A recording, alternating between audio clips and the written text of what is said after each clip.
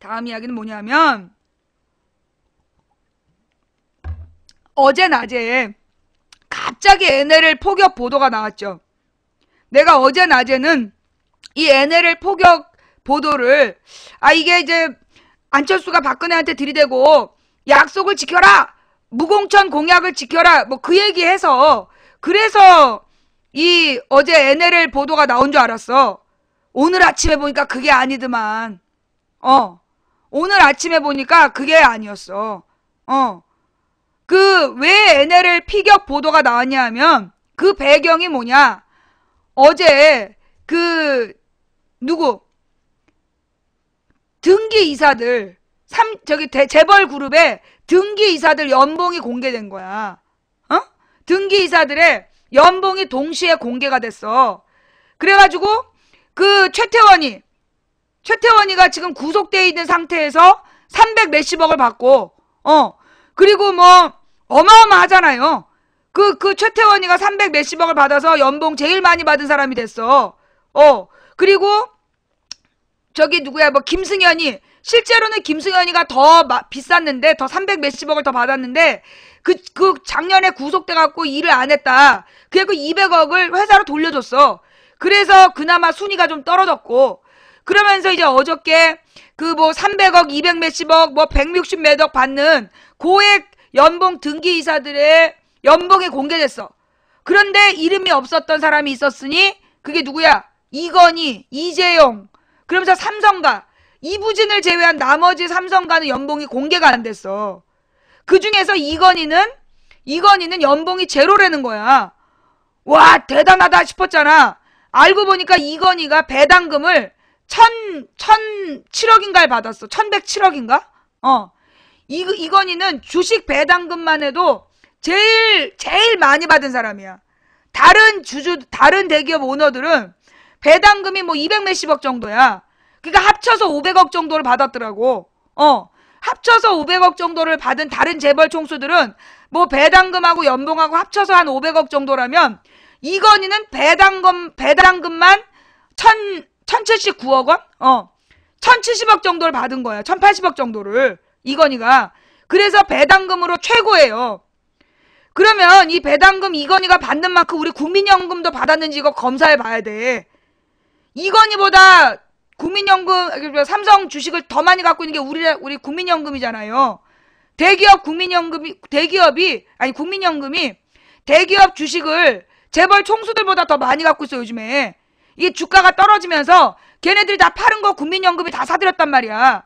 그러면 우리도 그만큼 배당금 받고 있는지 그것도 한번 검토해 봐야 돼. 그거는 아직 조사 결과 기사가 나온 게 없어서 한번 살펴봐야 될 것 같고요.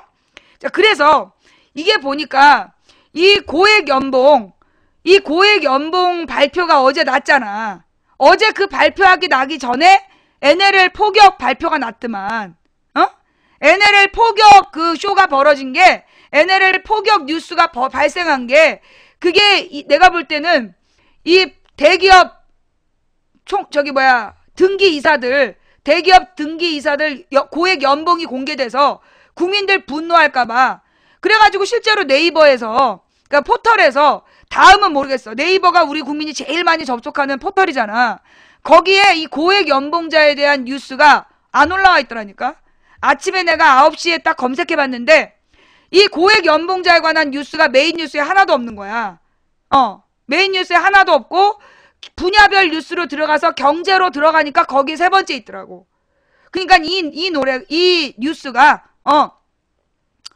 이 그 고액 연봉자, 그러니까 고액 연봉의 그 실체, 이게 지금 드러나지 않은 거야. 자, 그러면 이 삼성전자 노동자들은 어느 정도의 월급을 받을까요? 삼성전자 노동자들. 솔직히 얘기해가지고 지금 삼성전자에서 일하는 노동자들 연봉이 한 2천 얼마밖에 안 되잖아. 그죠? 삼성전자에서 일하는 그 공장 노동자들 얼마 받아요? 연봉이 뭐 한 3천 되나? 그죠? 2천 얼마밖에 안 돼. 왜냐면 대부분 비정규직이라. 비정규직으로 해서 실제로 삼성전자에서 일하는 노동자들이요. 연봉 2, 3천 받아요. 비정규직이라. 정규직이면 뭐 5,300 정도가 평균이래. 근데 지금 삼성전자의 정규직 노동자가 몇 명이나 있겠어. 대금님 감사합니다. 여러분이 알고 있는 기아가 6천 이런 거 그거 다 정규직 월급이야. 뭐 저기 이번에도 뭐 직원 평균 월급 연봉 5,300 나왔잖아. 그 직원 평균 연봉 5,300, 평균 연봉 6,000 요건 전부 정규직이야. 근데 지금 대기업이 정규직 직원들보다 비정규직 직원이 더 많아요. 대기업 관련 노동자들 중에 정규직 노동자들보다 비정규직 노동자들이 더 많아. 그렇기 때문에 소위 하청업체들까지 삼성 계열사의 하청업체들 노동자들 임금까지 생각해봐. 지금 삼성전자 서비스센터 파업하잖아요. 그 삼성전자 서비스센터 왜 파업해? 한 달 내내 수십 시간, 그러니까 일주일에 수십 시간씩 무리하게 뭐 80 몇 시간? 100 몇 시간씩 일을 했어. 근데 월급이 200이 안 되는 거야. 왜? 저 수수료가 안 들어, 뭐래더라. 뭐가 제대로 수금이 안 되면 그거를 서비스센터 직원들 월급에서 까가지고 실제 연봉이 월급 명세서에서는 200 몇십만 원 나오는 걸로 되어 있는데 실제로 실소득은 19만 원, 20만 원. 그래가지고 막 자살하고 그랬잖아. 그거 기억나요? 그 기사 한번 찾아봐. 삼성전자 AS 센터, 삼성전자 AS 센터 직원들 자살한 이야기. 제목만 만우절이야. 제목만 만우절이고 나머지는 다 진짜야. 제목은 만우절이야. 이 제목을 보고 막 진짜인가 물어보는 애들은 누구니? 박근혜가 사람의 도리를 안다. 내지는 박근혜가 진짜 대통령다운 사람으로 지금 보고 있다는 거 아니야. 박근혜가 그렇게 대통령의 도리를 알 사람으로 보여? 그래서 확 박근혜가 애엄마다 이렇게 써버릴까 보다. 구라야, 구라. 아니 박근혜가 그래 사람이면 벌써 국정원 범죄 책임 물어서 이명박 구속하고 지가 사임했지. 그게 진짜냐고 물어보고 있다는 건 아직까지도 박근혜한테 기대를 품고 있다는 얘기야. 내용에 집중 좀 해. 자, 뉴스 한번 찾아보세요. 무슨 뉴스냐 하면 오늘은 매니저님 아무도 안 계시네. 무슨 뉴스를 찾아보냐 하면 여비고님 계시고요. 예, 덱스타일링 감사합니다. 삼성전자 서비스센터 직원 자살한 이야기. 너무 배가 고파요. 삼성전자 서비스센터 직원이 자살을 했어. 왜 자살을 했느냐 하면 실제로 이 사람의 소득이 이 사람의 실제 소득이 20몇만 원, 19만 원밖에 안 되는 거야. 한 달 내내 하루 종일 하루에 10몇 시간씩 일을 했는데 그런 사람의 실소득이 20몇만 원이야. 여러분 중계방이 2개인데요. 하나로 좀 통일 좀 해주시고요. 예, 제일 인원 적은 중계방은 얼려주세요. 예, 조금 얼려주시고. 자, 뉴스 좀 올려주시는데 무슨 뉴스를 올려주시냐면 덱스타일님, 옵저버님 감사합니다. 삼성이 사실은요. 아이씨, 또 우리 따님이 오셨어.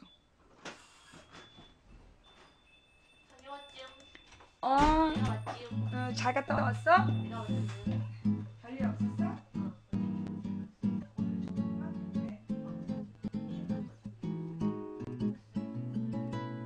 왠지 연락이 뜸해 수상쩍긴 했었지. 딱히 아니면 놀 사람도 없는 너. 왜 그런지 넌 딱 봤던만 같은데 확인하고 싶어 근질근질.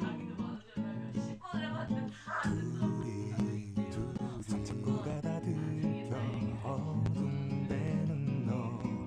여느 때와 달리 날쑥한 네 옆자리.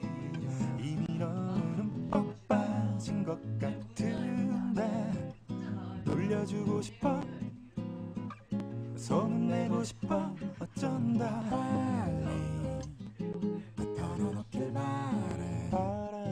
어디서 만났고 어떤 사람인지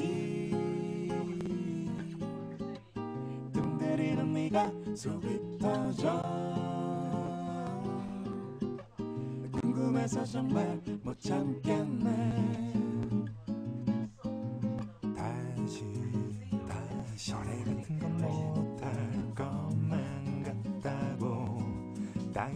터지도록 한숨만 쉬어대던 너 우리 몰래 풍덩 사랑에 빠져서 몰라볼 것 같아 축하해. 다른 사람 같아 텍스타일님 옵저버님 감사합니다. 어쩌다 그녀의 반해버렸는지 미안해요. 얼려놓고 딴 데 갔다 와서. 네가 보기 좋아 괜히 우리가 다 두근거려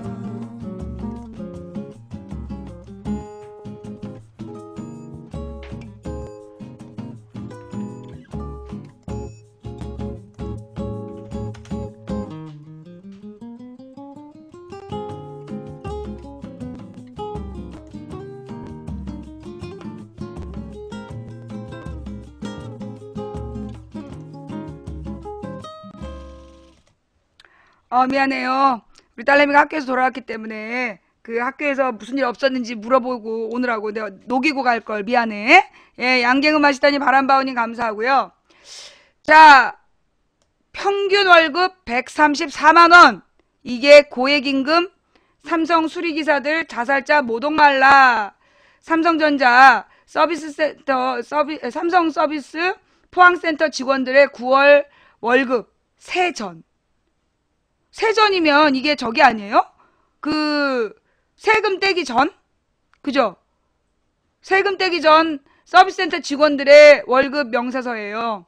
105만 2천원, 108만 9천원, 112만 1천원, 128만 8천원, 144만 5천원, 45만 8천원, 47만 1천원, 47만 6천원, 그러니까 157만 5천원, 제일 많이 받는 대리 207만 7천원, 1인 평균 134만 2천원. 삼성전자 서비스가 이른바 고액임금 내역을 들이대며 협력사 직원 최종범의 자살 원인을 물타기 하지만 같은 달 100만원대 급여를 받은 협력사 직원들도 상당수인 것으로 나타났다. 한겨레가 4일 그러니까 이건 뉴스가 이게 한참 작년 뉴스예요.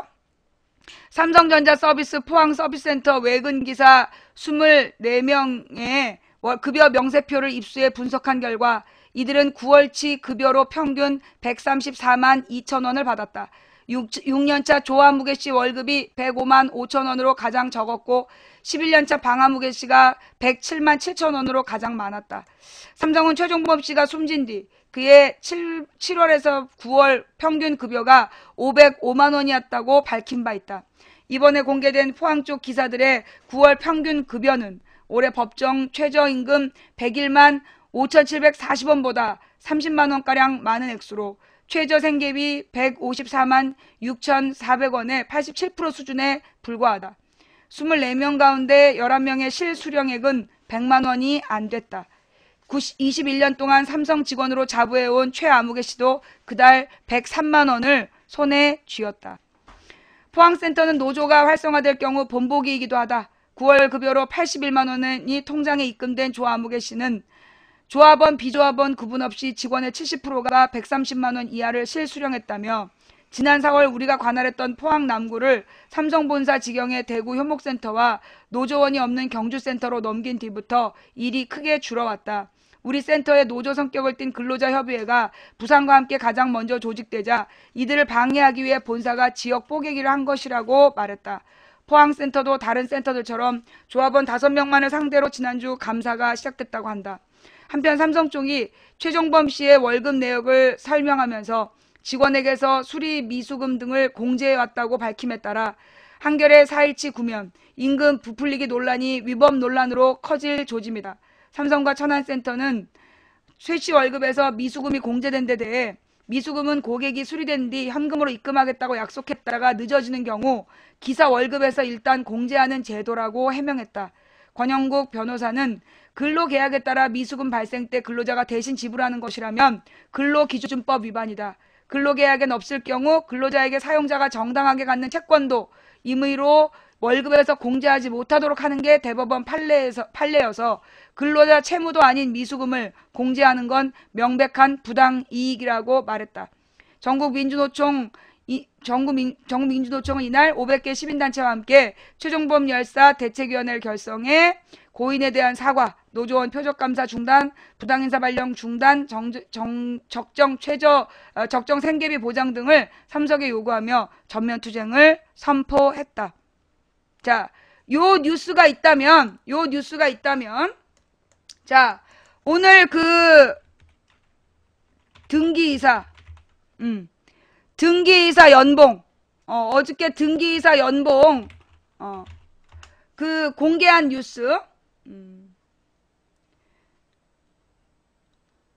그 아침에 네이버에서 국민일보에 나온 게 있던데, 그 등기이사 연봉 국민일보 기사가 네이버에 네이버에 나와 있는 유일한 고액 연봉 기사였어. 왜 모바일로 네이버 뉴스에 검색 들어가면 뉴스가 쭉 뜨잖아. 그러니까 왜 포털 모바일 첫 화면에. 근데 그 뉴스 중에 하나도 그 고액 연봉에 대한 내용이 없는 거야. 그러더니 한 9시인가 10시인가 되니까 뉴스 하나가 올라왔어. 근데 그 내용이 뭐냐? 국민일보 뉴스야. 국민일보 뉴스 그거 혹시 아침에 떴던데 그 제목을 못 봤다. 혹시 그 국민일보에서 나온 그러면 다른 나라 등기이사들의 월급보다 우리나라 등기이사의 월급이 그렇게 많은 편이 아니다. 그런 내용의 기사가 유일하게 떠 있더라고요. 네이버에. 말코 삼장님 감사합니다. 그 기사 좀 한번 찾아올래요? 내가 그 기사를 가지고 뉴스를 얘기해야 되겠어. 국민일보에 나온 고액 연봉 기사. 그 국민일보에 나온 고액 연봉 기사를 내가 꼭 보고 싶어. 이것들은 진짜 이거 정말 그 국민일보에 나온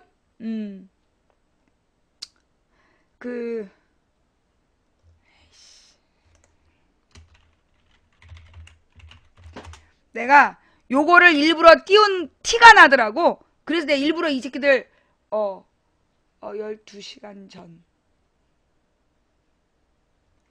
요거였나? 20시간 전 이거였나?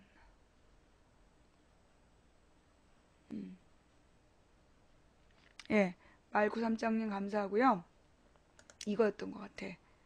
오늘 아침에 이거 떴던 기사는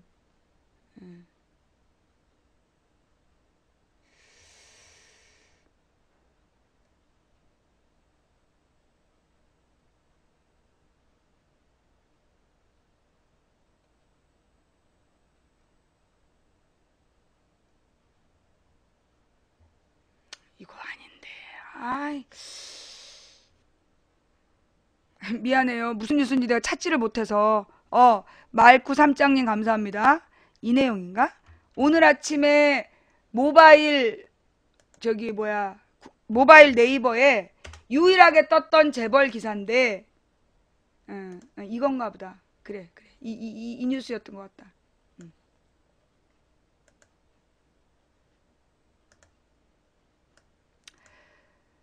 등기 임원 연봉 첫 공개. 일반 직원 평균의 200에서 500배. 적정성 논란. 주요 대기업의 등기임원 보수가 공개되면서 적정성 논란이 일고 있다. 핵심은 형평성과 투명성이다. 일부 그룹 오너들은 등기임원 자리에서 물러났거나 등기임원을 맡지 않아 이들의 전횡을 감시하기 위해 도입한 제도가 유명무실해졌다는 비판도 나온다. 반면 애플을 비롯한 글로벌 기업과 견주면 우리 기업의 등기임원 보수가 세발의 피에 불과하다는 반론도 만만치 않다라는 거예요. 네, 호랭이 부인님 감사합니다. 최태원 SK그룹 회장과 정몽구 현대자동차그룹 회장 이런 사람들이 오너들은 각 계열사로부터 수백억 원의 보수를 받았다. 통상 6천만 원에서 7천만 원 안팎의 주요 대기업 일반 직원 평균 연봉의 200에서 500배에 해당한다. 자, 200에서 500배가 누구의 200에서 500배냐? 6천만 원에서 7천만 원. 이건 누구의 월급? 이건 누구의 월급? 이거는 정규직 직원의 하늘의 별 따기라는 그 천국의 시민 귀족과 마찬가지라는 귀족 노조라고 불리는 정규직의 노동자가 받는 게 6천에서 7천만 원이야. 그런데 이런 직원의 비율은 얼만큼이라 했어요? 현재 전체 직원 중에 정규직 비율이 계속 줄고 있다 그랬잖아. 그 6천에서 7천만 원 받는 거에 500배란 얘기야. 자, 그럼 조금 아까 실제로 삼성 직원이 받았던, 실제로 삼성전자 노동자가 받았던 월급은 이런 거야. 105만 원. 자, 실제로 삼성전자 서비스센터 직원이 받았던 월급은 105만 원이고, 이런, 재벌 총수들이 받았던 그 연봉은 얼마였을까요? 몇 억인지 딱 안 나와? 200에서 500배가 거짓말이야. 실제로, 여러분 생각해봐요. 아까 월급이 105만 원이었지? 그러면 이 사람 이게 세 전이잖아. 그럼 이 사람 연봉은 얼마야? 1200이야, 1200. 연봉 1200. 연봉 1200이면 6천만 원에 5분의 1이잖아요. 그러면 500 곱하기 5 해야 되는 거야. 500 곱하기 5 해야 되는 거야. 이 숫자도 또 나와 있네요. 이게 이제 그 연봉 쭉 받은 이제 숫자가 또 나와 있는 건데,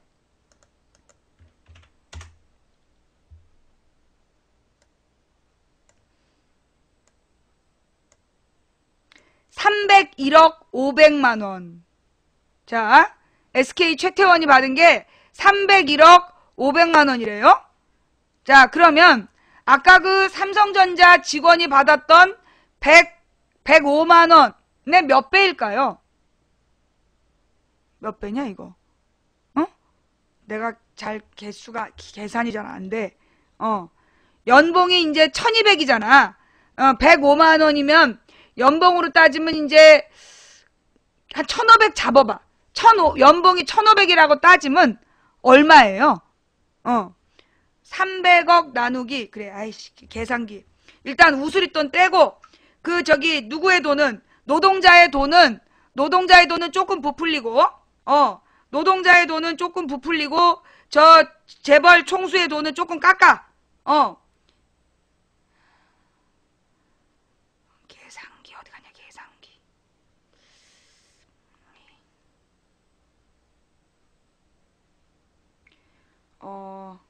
301억이 동그라미가 몇 개지? 300억.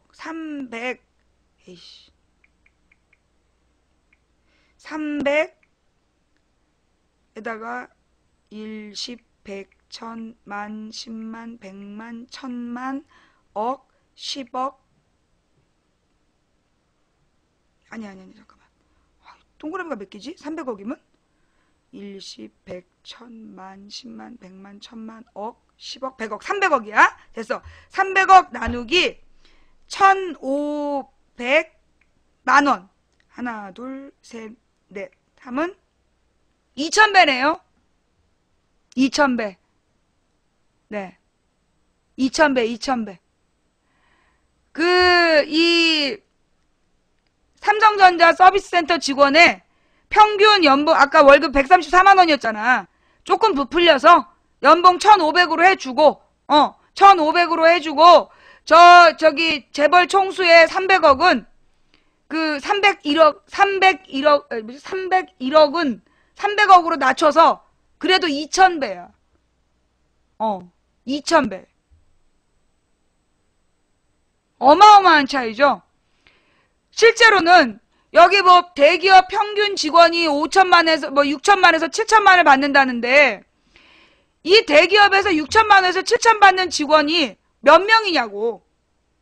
그 대기업에 그런 얘기 하잖아요. 삼성이 망하면 나라가 망한다. 그런 얘기 하죠. 그러면서 삼성이 망하면 나라가 망한다 그러면서 삼성이 얼마나 많은 사람을 먹여 살린 줄 아느냐. 그렇게 얘기하잖아. 그러면 삼성의 계열사들까지 치면 어마어마한 사람들을 먹여 살린다며. 그 어마어마한 사람들의 연봉이 얼마냐고, 평균이. 그 평균 연봉으로 따져봤을 때 이 사람들 평균 연봉이요 3천 잡으면 많이 잡은 거예요. 삼성의 대기업의 정규직 직원이 6, 7천을 받는데 근데 지금 대기업이 정규직 직원을 뽑아요? 주로 비정규직 뽑아요? 주로 비정규직 뽑아요. 비정규직을 뽑아서 그 비정규직의 연봉이 얼마냐? 3천만 원 정도 나와. 연봉이 3천이야. 그러면 연봉이 3천인 사람에게 저 300억 연봉은 얼마예요? 1000배예요. 1000배. 지금 200에서 500배라고 얘기하고 있는데 저거는 대기업 귀족 노조라는 소수 전체 그 대기업에서 일하는 사람들 중에 일반 직원 중에 정규직으로 높은 연봉을 받는 소수가 6, 7천이고 그 관련된 계열사들 비정규직들까지 다 통일해봐. 그럼 평균 연봉 3천이 안 돼. 그래도 3천으로 잡았을 때 대기업 저 최태원이 받은 돈으로 하면 1000배야. 이건희는 얼마를 받았을까요? 이건희는 연봉을 한 푼도 안 받았어요. 대단한 사람이죠. 그런데 연봉 대신 뭐를? 배당액을 1079억 원을 가져갔어요. 1079억 원이면 300억보다 3배가 많은 거잖아. 그지? 이건희가 받아간 돈이 주식 배당금이라는 명목하에 1079억 원을 받아갔어. 그러면 삼성전자 노동자들이 받은 돈과 삼성의 이건희가 받은 배당금을 비교해보면 얼마가 되는 거예요? 105만 원 직원의 월급과 1079억이면 얼마니? 나 계산이 잘 안 돼. 10,000배? 아니야. 1200으로 치고 1200으로 연봉을 1200으로 쳤을 때 1300 정도 된다고 치고 높여서 1300으로 쳤을 때 10,000배? 10,000배?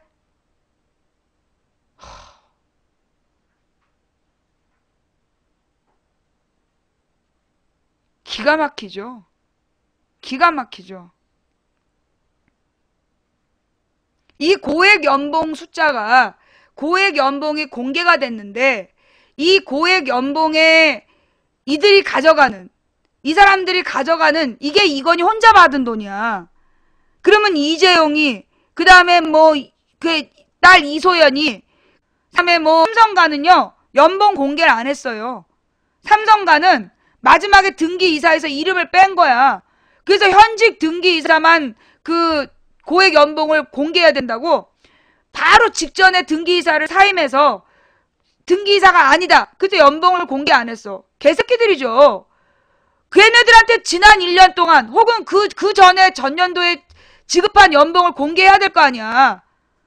변칙적으로 딱 등기이사에서 명단 빼갖고 임원 봉급 공개를 안 했어. 보니까 이 권오연 부회장이라는 사람이 이게 사위지. 사위가 받은 게 67억이야. 이 사람은 사위 아닌가? 이 보면은요. 최태원이가 301억, 정몽구가 140억, 김승현이 131억인데 사실은 331억 받았어. 감옥에서. 연봉을 331억을 받고 쪽팔리니까 200억을 회사로 돌려줘서 131억이 된 거야. 이게 이제 얘네들이 받은 연봉이라는 얘기예요. 그러면서 여기 보면은 이제 그 누구냐? CEO들, 그러니까 숫자가 작은 사람들은 누구냐? 숫자가 작은 사람들은 소위 전문 경영인들. 월급 사장들은 좀 월급이 작고 요 이제 소위 기업 오너라고 얘기하는 왕회장의 아들들이나 그 뭐 사위나 이런 애들은 단위가 틀려. 그래서 전문 CEO하고 그 기업의 오너 출신들하고는 다르다는 거예요. 소위 오너라고 불리는. 그러니까 옛날에 창업자의 가족, 후손들을 하고 일반 CEO들하고는 단위가 틀려. 앞자리가, 그러니까 동그라미 하나가 더 붙어 있어. 오너들이. 예. 자, 좌우지간. 이러면서 이제 국민일보 뉴스로 다시 또 돌아갈게요.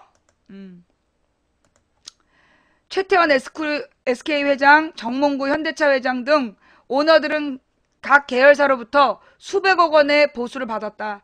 통상 6천에서 7천만 원인 뭐 일반 직원 아니라 했지 내가 이거 전문 정규직이야. 정규직에 200에서 500배 해당한다. 거액 연봉에 대한 사회적 합의가 없는 상황에서 뜨거운 감자가 공개된 것이다. 선진국에서도 기업인 고액 연봉에 대한 반발이 적지 않다. 지난해 스위스에서는 이거 잘 봐봐요.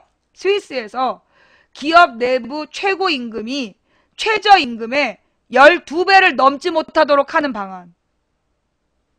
한 기업 안에서 기업 내부의 연봉이 최고와 최저의 차이가 12배가 넘지 못하는 내용을 국민투표에 붙였대. 그러다 부결됐어요. 그러니까 이 스위스라는 나라는 굉장히 잘 사는 나라야. 굉장히 국민 소득이 높은 나라인데 그런 나라에서도 국민투표에서 물론 12배는 아니다. 좀 심했다. 이게 만약에 20배라든가 20배 정도가 됐다면 통과됐을 수도 있어. 12배라서 통과가 안 된 거야.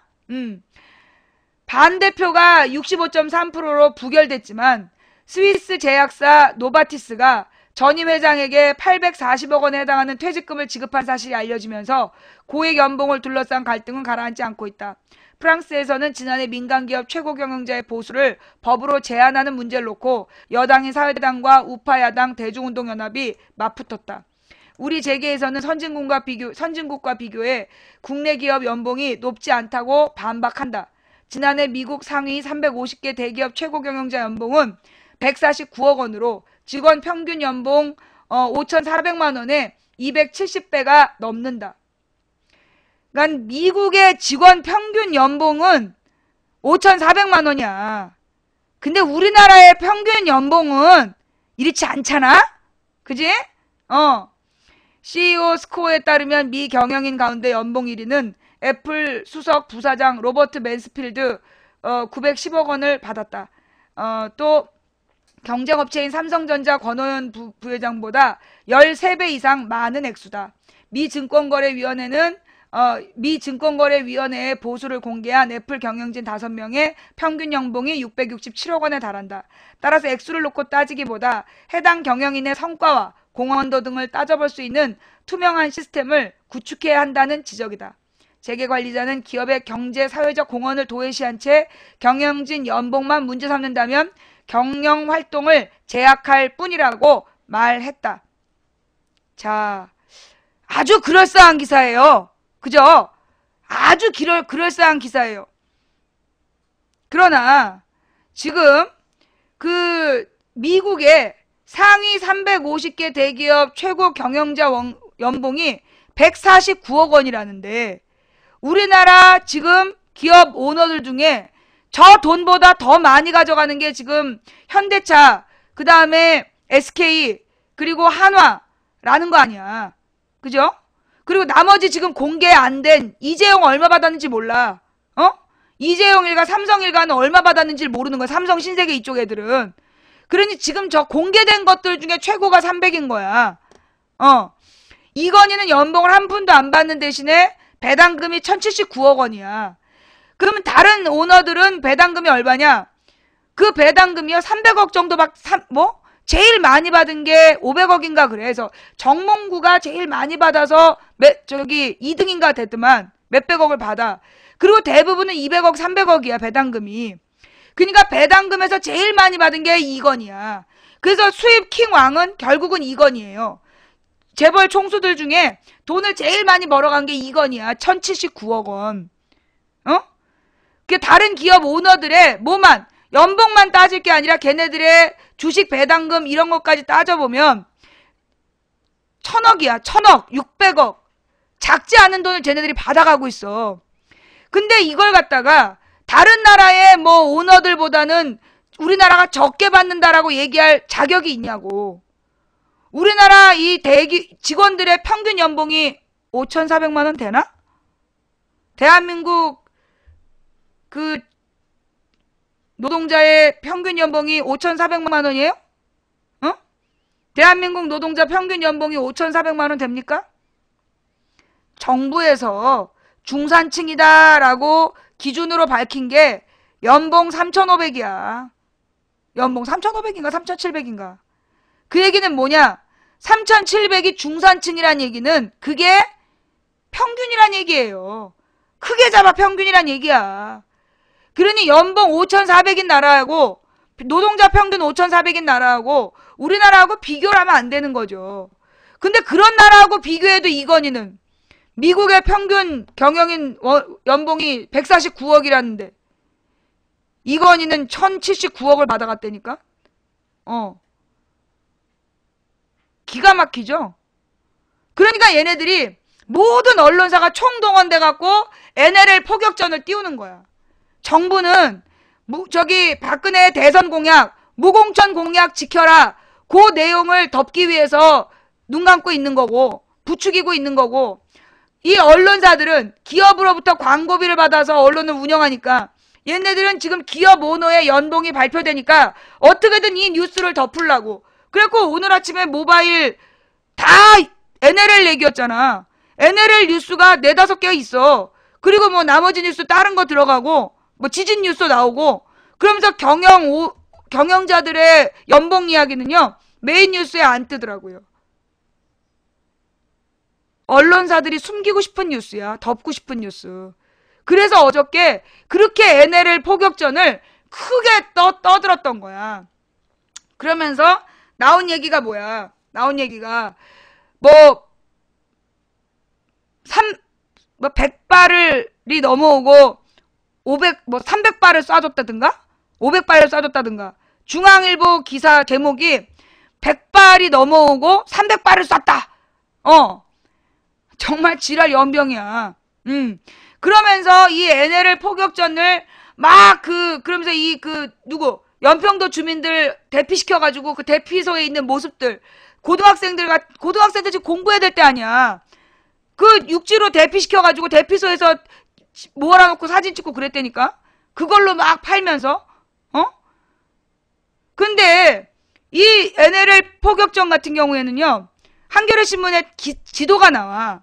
한겨레 신문에 지도가 나오는데, 이 제목이 뭐더라? 한겨레 신문에, NLL 지도 찾아봐봐. 북한에서 1번부터 7번까지가 포격 훈련하겠다고 통보한 지역이다. 그리고 우리나라의 대청도, 소청도, 그 다음에 연평도, 소연평도 지도 나온 거. 한겨레 신문 그 지도를 한 큐에 봐야 되는데. 근데 이게 진짜. 그 뉴스 지금 우리 방송국에 와 있는 거 없나? 혹시 우리 한겨레 신문 그 기사 함께 읽는 뉴스에 올라온 지도 없어요?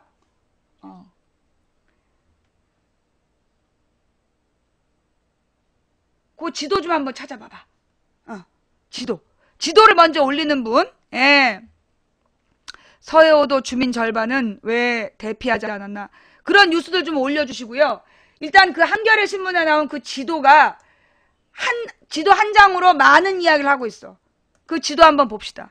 예. 한겨레 다 루저킹 빙신이야?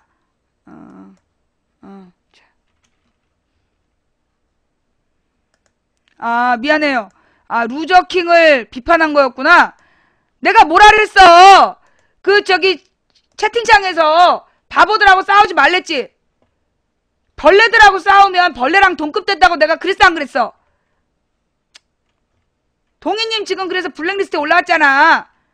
괜히 벌레 말에 대꾸했다가 생방송 중에 나한테 그 눈에 띄면 이게 불이익을 당할 수 있다 그랬어? 없다 그랬어?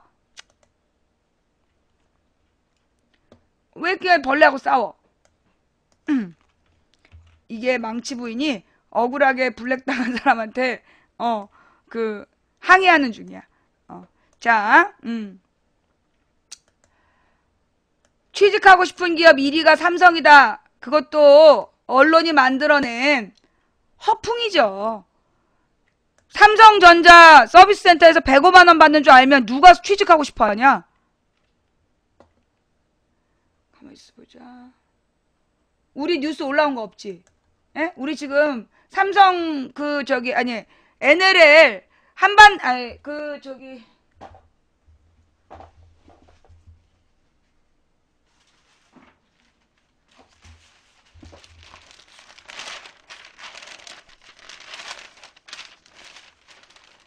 북 3시간 동안 500여 발 상륙 지원 함정서도 포격 고기사. 3시간 동안 500여 발 상륙 지원 함정서도 포격이라는 기사.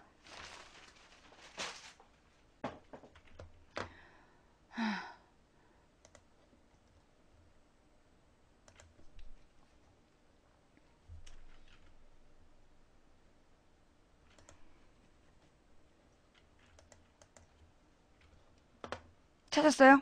이거야?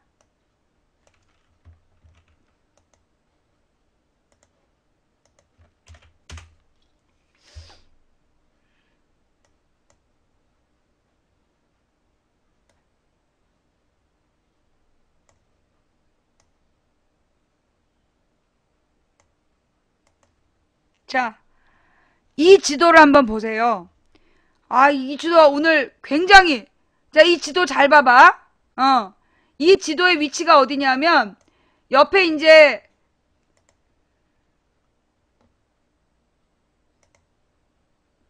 이게 지금 이제, 요,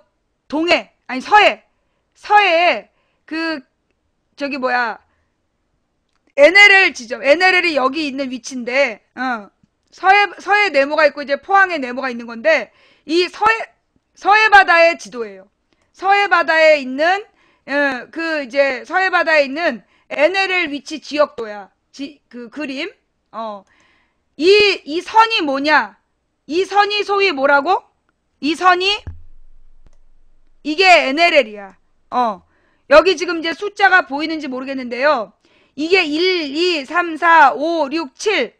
이게 그 북한에서 우리가 자기네들이 포격 훈련 하겠다고 통보한, 뭐요? 지금 이 지도 좀 잘 봐봐. 지도 봐봐. 착하지? 친구들, 집중. 이게 지금 1, 2, 3, 4, 5, 6, 7. 그래서 이게 북한에서 자기네들이 포격 훈련 하겠다라고 통보한 부분이야. 통보한 위치. 그래가지고 이제, 근데 우리 백령도가 어딨어요? 백령도 보여요? 지금 사진에서 백령도 보여? 백령도 보입니까? 1번하고 2번 밑에 보이죠? 그 옆에 대청도가 있고 대청도 밑에 소청도가 있고 그 다음 연평도 보여요? 연평도 보이세요? 연평도 6번 밑에 연평도. 그 다음에 이 연평도가 이 6번 B급 밑에 있어. 그리고 연평도 밑에 뭐가 있어요? 소연평도. 이게 서해 5도야. 이 우리 서해 5도 지도 여러분 이거 자주 보셨어요? 서해 5도 지도를 여러분이 이제까지 오늘 혹시 처음 보는 사람? 서해 5도의 지도를 처음 보는 사람? 오늘 처음 본 사람 손. 이거 서해 5도 이야기 처음 보시죠? 그죠?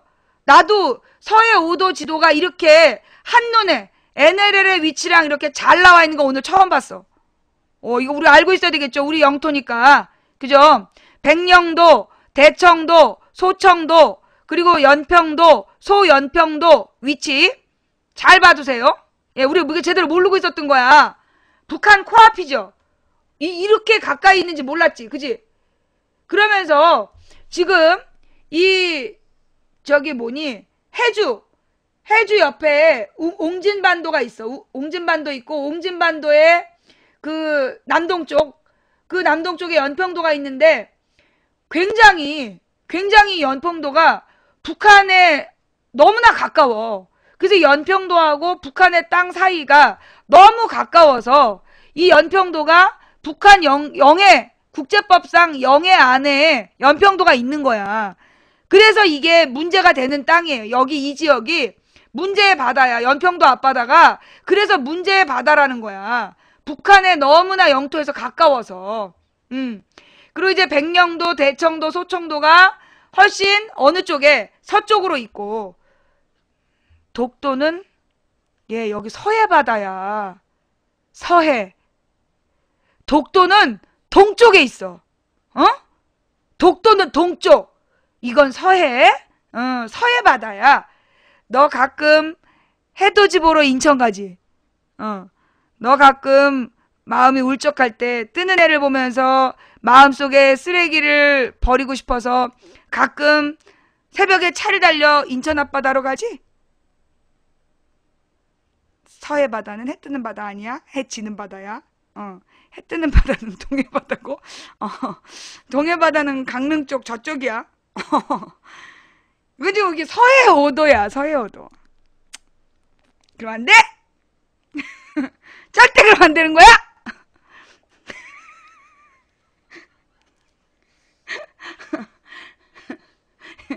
미안해요. 자, 그렇죠. 물론 서해도 해는 떠요. 네, 서해도 해 뜨고요. 이렇게 요런 가령 여기 보면 북방 한계선이라는 글씨 있는 곳, 북방 한계선이라는 글씨 있는 곳에서 바다를 동쪽으로 정동쪽으로 바라보면 그 섬 때문에 해 뜨는 거 안 보이거든요. 근데 이 서해에서는 그 가령 안면도 같은데 서해에 있는 반도 중에 이렇게 나온 반도 중에 그 육지로부터 좀 먼 반도에서는 해 뜨는 걸 볼 수 있는 곳이 있을 수도 있어요. 예. 근데 이제 우리가 보통 서쪽은 해 지는 곳, 동쪽은 해 뜨는 곳, 예, 그렇게 얘기하잖아. 그것도 못 알아듣고 서해에도 해 떠요. 아니, 그러면 서해는 하루 종일 밤이니? 네가 더 문제야, 진짜. 자.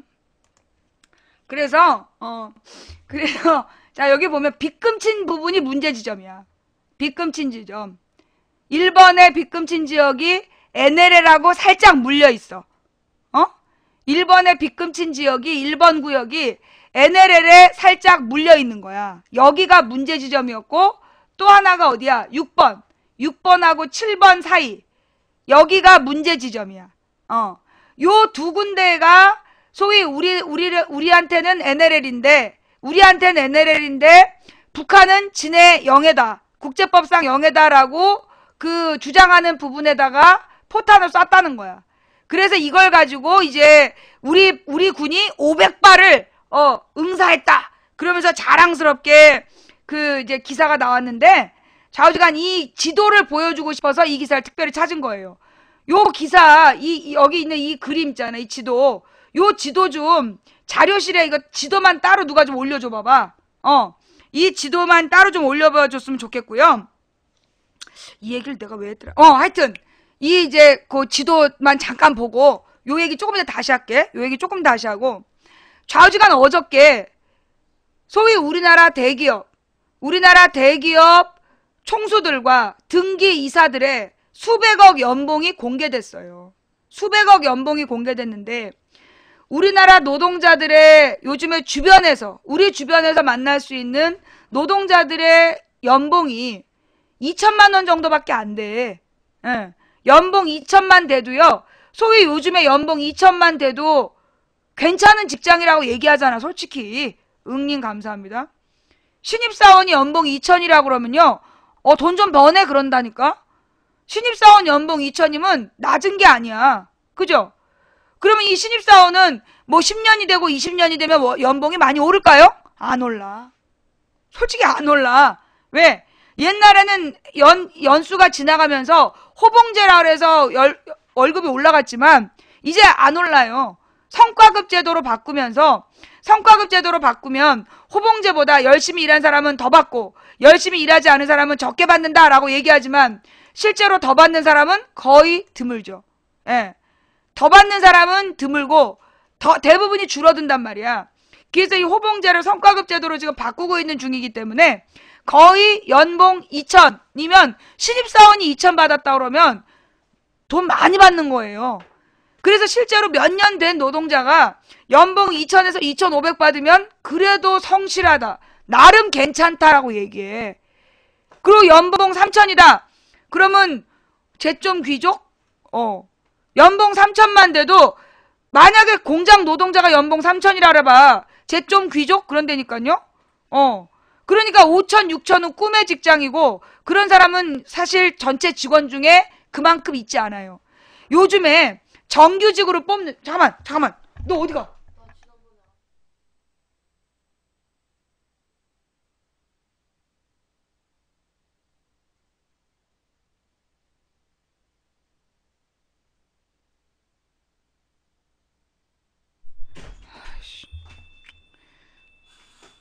내가 방송 일찍 끝내고 우리 딸한테 자꾸 밥을 차려주니까 우리 딸이 학원으로 도망갔어.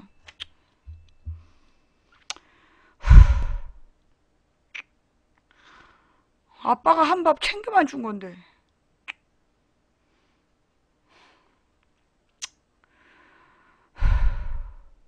내가 해주는 것도 아니고 그냥 밥을 챙겨만 준 건데 내가 5시에 자꾸 방송 끝나고 밥을 챙겨주니까 도망가 버렸어. 에이! 홧김에 방송 더해!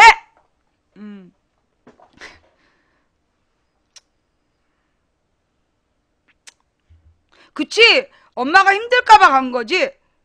엄마가 방송 빨리 끝내는 거 걱정해서 간 거지? 그치? 내가 봐도 그래. 설마 내 밥이 무서워서 학원 갔겠어? 근데 마음이 싸해. 자, 하던 얘기 마저 합시다. 그래서 이 등기이사 연봉 문제가 공개가 됐잖아요.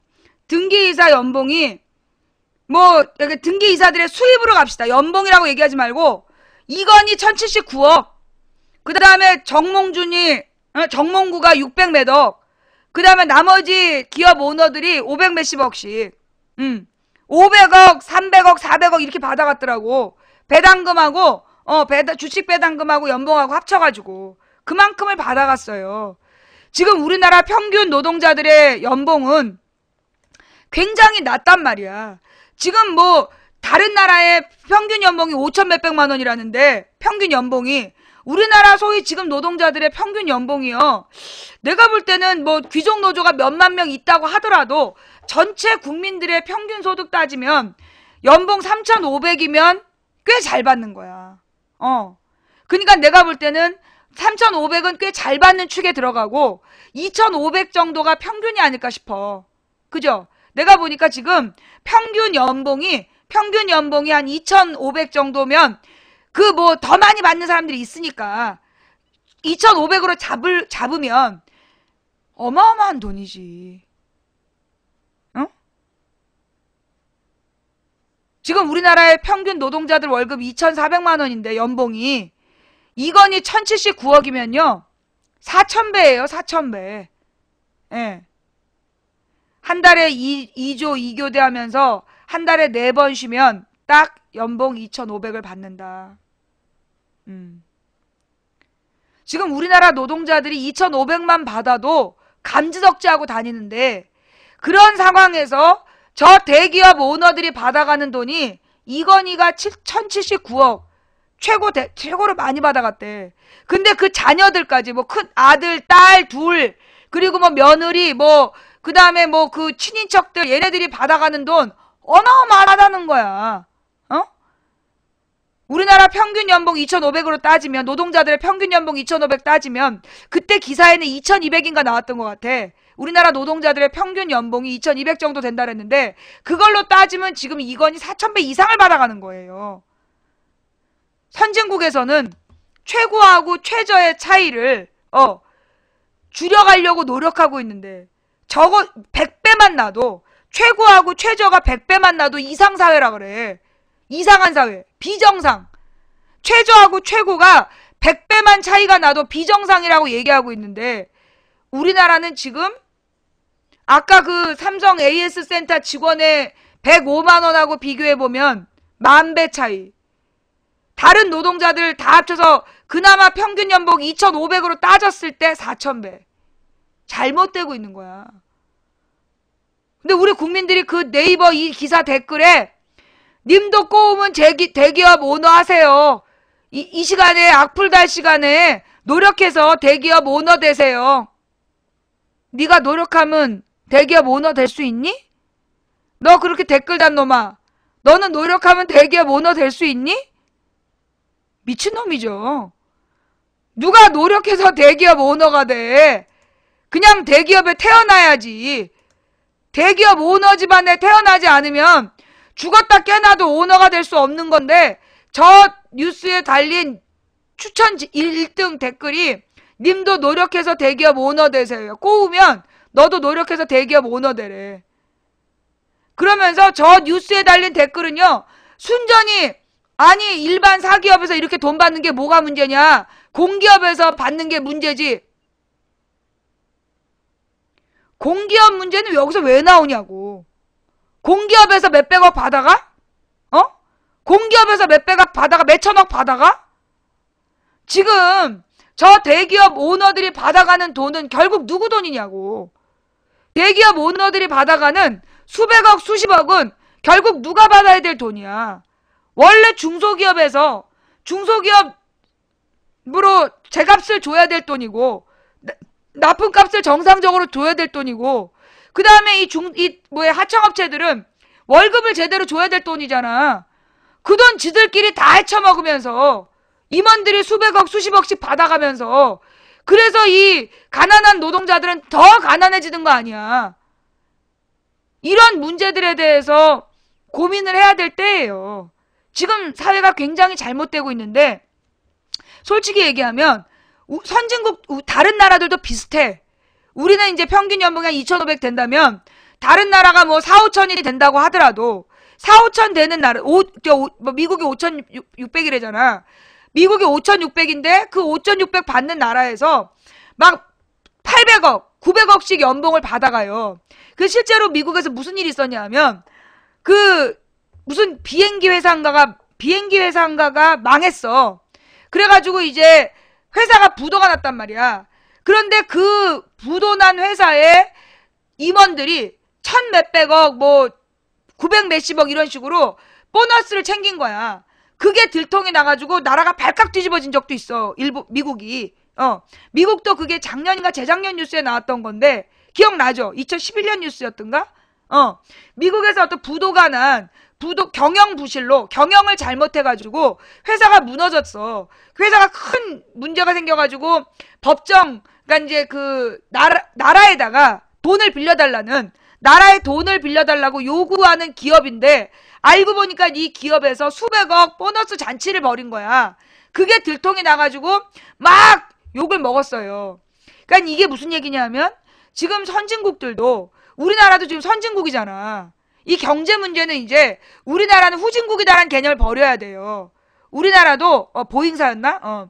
우리나라는 후진국이라는 개념을 버려야 돼. 우리나라 무역 규모나 그 다음에 1인당 GDP를 따졌을 때요. 우리나라 최고 선진국이에요. 우리나라가 최고 선진국 대열에 들어가. 1인당 GDP를 따지면 20등 안에 들을걸? 세계에서 1인당 GDP를 따지면요. 우리나라가 20등 안에 드는가 그래. 그리고 무역 규모로 따지면 세계 11위 정도 해요. 그러니까 경제적으로는 우리나라가 경제적으로 굉장히 선진국인 나라야. 선진국이라기보다 국내 총생산, GDP라는 게 국내 총생산, 그걸 이제 국민 숫자로 나눈 게 1인당 GDP예요. 예. 근데 하여튼 이제 우리나라가 그만큼 경제적으로 잘 나가는 나라야. 잘 나가는 나라인데 뭘로 따지면 여성의 사회적 진출이라든가 아니면 사회적으로 여성의 지위라든가 아니면 또 노동자 평균 연봉이라든가 아니면 최저임금이라든가 이런 걸 기준으로 따져보면 우리나라 순위가 막 떨어지는데 장관 월급, 대통령에게 주는 돈 이런 거는 세계 평균 이상이지. 하여튼 그런 문제점들이 있더라. 그래서 누구의 대기업 오너들의 지나친 연봉, 수백억 연봉. 자, 그러면 이 대기업 오너들이 사실 받을 만한 거 아니냐? 그만큼 애써서 대기업 이끌어가는 거 얼마나 머리 아프게 이끌어가고 있는데 그 사람들이 그만큼 가져가는 게 뭐가 문제냐? 정말로 이 사람들은 경영을 잘해서 그만큼 회사가 성장한 걸까요? 중소기업에게 납품가 안 주고 노동자들에게 월급 깎고 그 다음에 뭐 했을까요? 탈세, 횡령, 그죠? 탈세하고 횡령하고 부당거래 이런 걸로 지금 저 대기업 오너들 순위 높은 사람들 거의 대부분 감옥 한 번씩 갔다 오고 다 검찰 조사받고 그랬던 사람들이야. 그지? 배임, 횡령, 배임, 탈세, 그죠? 횡령, 배임, 탈세죄로 쟤네들 다 법정에 들락날락거리고 감옥에 왔다 갔다 하고 그랬던 애들이야. 그런 애들인데 돈을 저만큼 가져가는 거야. 정말로 21세기에 맞는 창조경영, 도덕경영 하고 받은 돈일까요? 아니라는 거죠. 저 사람들 그렇게 해서 돈 버는, 경영 잘해서 돈 받아간 거 아니라는 거야. 부당이득이라는 거죠. 이명박 특검님 감사합니다. 뭔 말인지 알겠어요? 대기업 오너들이 수백억 받는 게 뭐가 문제냐? 문제예요. 왜? 저 사람들 이름 수백억 받아간 사람들이 대부분 횡령, 배임, 탈세 기본이야. 이건희는 실형 선고까지 받았던 사람이야. 그런 사람들이 지금 천 몇십억, 수백억 받아가고 있는 거예요. 이거 잘못된 거야. 자, 여기서 같이 이야기를 해보면 지금 방송통신위원장이 누구냐? 판사 출신이에요. 그러면 판사는 누구냐? 누군가 법을 어기면 그 법을 어긴 사람한테 뭘 하는 사람이야? 벌을 주는 사람이야. 얼마만큼의 벌을 줘야 된다라고 해야 되는 사람이 그게 판사야. 그런데 지금 방송통신위원장이, 이 방송통신위원장이 어떤 사람이냐? 판사 출신인데 이 사람 지금 뭘로? 부동산 투기에다가, 그러니까 비공개 정보로 형제들이 아무 연고도 없는 안산역이 개발될 구역, 안산역 개발 계획이 수립되어 있는데 비공개 상태에서 그 지역에 땅을 사가지고 5배로 시세 차익을 올렸어. 부동산 투기를 했던 사람이고, 그 다음에 세금을 제때 안 내가지고 그 탈세 혐의가 있었는데 뭘로? 방송통신위원장으로 지명받는 그 시점에 600 몇십만 원 세금을 낸 사람이야. 그게 지금 방송통신위원장 후보예요. 박근혜가 지명한 방송통신위원장 후보가 이 사람이 부동산 투기에 탈세까지 했던 판사야. 판사가 탈세를 했다는 건, 판사가 탈세 의혹을 받았다는 건 한마디로 자격이 없었다는 얘기야. 그러면 이 사람은 방송통신위원장, 한마디로 이 방송가에 대해서 방송을 제대로 하나 안 하나, 법 안에서 제대로 하나, 법을 지키면서 방송하나 이런 걸 감시하는 자리니까 판사 출신을 안 쳤을까요? 근데 원래는 방송통신위원장에 앉으려면 방송에 대해서 알아야 된다라는 조건이 있대. 관련 업종에 종사했던 사람이어야 되는 거야. 근데 이 사람은 이런 기자도 아니고 무슨 방송 PD도 아니고 방송사 사장 출신도 아니고 방송을 전혀 모르는데 왜 이 사람이 그러면 방송통신위원장이 됐냐? 드높은 도덕성으로 부동산 투기하고 탈세하는데 드높은 도덕성도 아니야. 왜? 이 사람이 옛날에 한겨레 신문 압수수색 영장 발부했던 판사드만. 박근혜가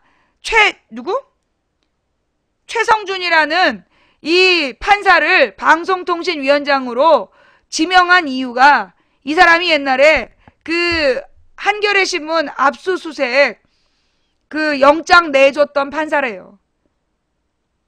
그게 뭐 노태우 때인가 전두환 때인가? 아니야, 그 노태우 때겠구만. 한겨레 그 압수수색 받을 때니까. 한마디로 언론사 그 탄압했던 판사 출신이야. 그런 사람을 지금 언론 탄압하려는 강고한 의지를 세워서 지금 최성준이라는 방송통신위원장을 지금 임명 강행하고 있는 거야, 박근혜가. 지금도 가관인데, 지금도 개판인데, 앞으로는, 그러니까 그런 거지. 박근혜가 작년에, 뭐 이 채널A, TV조선, 뭐 KBS, MBC 가지고 막 잘 나가는 줄 알았어. 그럼에도 불구하고 끊임없이 박근혜 비판하는 사람들이 존재해. 얘네들을 어떻게 하겠다? 싹 다 쓸어버리겠다. 라고 지명한 게 최성준이야.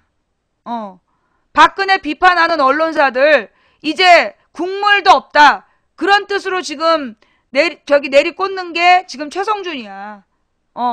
이거 막아내야 돼. 그리고 우리 야당 뭐 하고 있을까요? 무공천 사명받고 있죠. 네. 최성준 반대해야 되는 야당에서 지금 무공천 서명 받고 있잖아요. 그래서 바빠요. 예. 최성준 방통통신위원장 임명 철회시키고 그렇게 싸워야 되는 우리 야당 대표님들은 무공천 공약 지키라고 서명운동 하시느라고 바빠 지금. 자, 그 다음 또 이제 아까 그 등기이사 이야기랑 연결해서 또 우리가 느껴봐야 될 문제가 있어요. 보고 가야 될 문제 뭐냐? 송파 버스 사고 여러분 뉴스에서 봤어요? 나는 그 송파 버스 사고가 났다는 거, 그러니까 한밤에 송파 버스 사고가 났다는 뉴스는 내가 잘 못 들었고, 그 다음날 아침 라디오에서 송파 버스 사고가 그 기사가 과로한 탓이다, 기사의 문제다, 기사가 졸음운전했다, 그 기사는 내가 봤어. 송파 버스 사고 자체에 대한 기사는 내가 못 들었고, 그리고 그 다음날 새벽에 라디오에서 어제 일어난 송파 버스 충돌 사고는 대형 사고가 났는데, 그 사고의 원인은 기사가 졸았기 때문이다, 기사가 과로해서 졸음운전으로 사고가 났다, 나는 그렇게 라디오를 들었어요. 그리고 지금까지도 계속해서 날마다 매일 한 번씩 송파 버스 사고는 기사가 과로해서 18시간을 운전해서 과로해서 생긴 사고였다, 그렇게 매일매일 기사가 나왔어. 그런데 오늘 다른 이야기가 나오더라고. 뭐냐? 이게 이 기사가 처음에 졸은 게 맞아. 18시간을 근무하면서 이 사람이 20몇 번을 깜빡깜빡 눈이 이제 감기는 졸음운전의 증세가 나타나는 블랙박스가 있어. 그래서 이 사람이 졸음운전을 하다가 딱 부딪힌 거야. 한번 부딪힌 사고가 났는데, 부딪히면 잠이 확 깰 거 아니야. 그런데 잠이 깬 기사가 갑자기 23km로 달리던 버스를 70몇 킬로까지 속도가 올라가면서 쭉 달리다가 전속력 우회전에서 확 들이받고서는 이 앞부분이 그냥 박살이 나는 사고를 당한 거야. 근데 이걸 갖다가 이 버스 기사가 계속 졸음운전했고 과로라고 모든 언론에서 똑같이 떠들었어. 그런데 이 블랙박스를 분석해 보니까 이 사람이 버스 회사는, 버스 만든 제조사에서는, 그리고 언론들은, 경찰은 졸음운전을 했다, 그리고 악셀레이터를 1분 동안 밟은 거다, 1분 동안 악셀레이터를 밟아서 70몇 킬로로 달린 거다, 그렇게 주장했단 말이야. 근데 블랙박스를 보니까 이게 버스 전용 차로였고, 그래서 이 사람이 이게 버스 핸들을 오른쪽으로 돌린다는 거야. 그러면서 오른쪽으로 돌리면서 그 앞에 있는 버스들을 피해서 빈 도로로 달려갔다는 거야. 그러면 앞에 있는 버스하고 충돌할까봐 막 당황하면서 핸들을 돌리는 사람이 악셀레이터를 밟았다, 말이 안 된다는 거죠. 그리고 브레이크를 밟아야 되는데 악셀레이터를 밟아서 사고가 났다, 그렇게 얘기하고 있다는 거야, 제조사하고 경찰은. 근데 그래갖고 버스 기사들이 오늘 성명을 발표했어. 버스 기사 연합회에서 이거 버스 기사의 잘못이라고 얘기하면 안 된다. 그리고 그 사람이 무슨 돈 욕심이 나서 그렇게 막 무리한 운전을 한 것처럼 버스 기사 개인의 잘못으로 몰고 가는데, 이거 문제 심각하다. 예. 브레이크 등이 들어와 있었다. 예. 결국은요, 이게 송파 버스 사고, 이게 버스 급발진 사고는 처음이라는 거야. 이게 만약에 급발진 사고라면 버스 급발진 사고는 처음이래. 그래서 지금 제조사가 경찰에다가 경위 조사를 해서 얘기하면서 이거는 버스의 문제가 아니라 운전자 잘못이다. 운전자 잘못이다라고 지금 몰아붙이는 거야. 마찬가지로 지난번에 신라호텔 문짝 들이받은 사건, 그것도 80세 노인 택시기사가 급발진이라고 주장했으나 그 얘기는 뉴스에 보도가 안 됐잖아. 그 문자 값을 안 받은 2부선을 노블레스 오블리주라고 막 띄우는 것만 나왔는데, 실제로는 그 택시기사는 급발진이었다고 주장했어. 근데 택시 제조사에서, 차를 만든 제조사에서 급발진 아니다라고 주장하고 그 기사의 개인 잘못이다, 그렇게 몰아간 거예요. 고액 연봉을 받으시는 분들이, 고액 연봉을 받으시는 이 재벌 오너들, 그리고 그 재벌 오너들한테, 그 재벌 오너들이 그 분양한 아파트에 우연히 산 그 판사가 그 재벌 오너에게 황제노역 5억 원을 선고하고, 그 부동산, 그 미공개 정보로 부동산 시세 차익을 5배로 올려서 수억 원의 부동산 차익을 올린 판사가 방송통신위원장으로 나오고, 이 두 가지 사건. 자, 이거는요, 다 연결된 사건이에요. 재벌들의 고액 연봉, 그 다음에 송파 버스 사고와 이 신라호텔 택시 돌진 사고, 둘 다 급발진이 아니라고 주장하지만 운전자들은 차량 이상이라고 주장했다는 거야. 그럼에도 불구하고 차량 이상이 아니라 운전자들의 실수다라고 우기고 있는 나라. 그리고 그런 판결을 도와주는 판사들. 우연히 그 황제노역 그 회장이 지은 아파트에 살고 우연히 그 회장한테 옛날 집을 팔았던 그 판사. 옛날에 언론사 압수수색 영장이라는 기가 막힌 짓거리를 했던 그 탈세 및 부동산 투기 판사. 이건 하나의 연결된 사회 문제라는 거예요. 특권층, 법을 피해가는 특권층, 재벌과 판사는 법을 피해가. 그러나 택시기사, 버스기사, 서비스기사, 일반 노동자, 국민, 이런 사람들은 법에 의해서 처절하게 뭘 당하는 거야? 탄압을 받는 거야. 그게 우리 사회의 모순점, 문제점이라는 거예요. 그럼 이런 문제를 해결해야 될 주체는 누굴까요? 이런 문제를 해결해야 될 사람. 일반화시키지 맙시다. 판사도 사람이잖아요. 모든 판사가 그런 것도 아니고. 그럼 지금부터 판사들의 문제 판결 다 찾아볼까요? 판사들의 문제 판결 다 찾아볼까요? 김용판 무죄 판결부터 한번 얘기해 볼까? 내가 지금 모든 판사가 문제 있다고 얘기했어? 논점을 왜 그렇게 가져가? 모든 판사가 문제 있다 그랬어요? 이 판사들 중에서 소위 권력자들, 재벌들로부터 돈 받고 용돈 받는 사람들, 그게 삼성 엑스파일 얘기 아니야. 검사 판사들한테 돈 뿌리고 어따 대고 지금 협박질이야. 뭘 조심해? 뭘 조심해? 너 2단계지? 가만있어 봐. 얘 읍스. 너 또 한 번만 그 쪽지 보내갖고 블랙 풀어달라 그래. 죽어도 안 풀어줄 거야 너는. 자, 지금 말이에요. 지금 대한민국의 문제가 뭐냐 하면 판사들의 문제야. 대한민국의 문제는 판사들의 문제야. 왜? 이 판사가 부당한 판결하는 경우가 너무 많은 거야. 말도 안 되는 판결하는 사람들이 너무 많은 거야. 여러분 그거 잘 봤잖아요. 누구였지?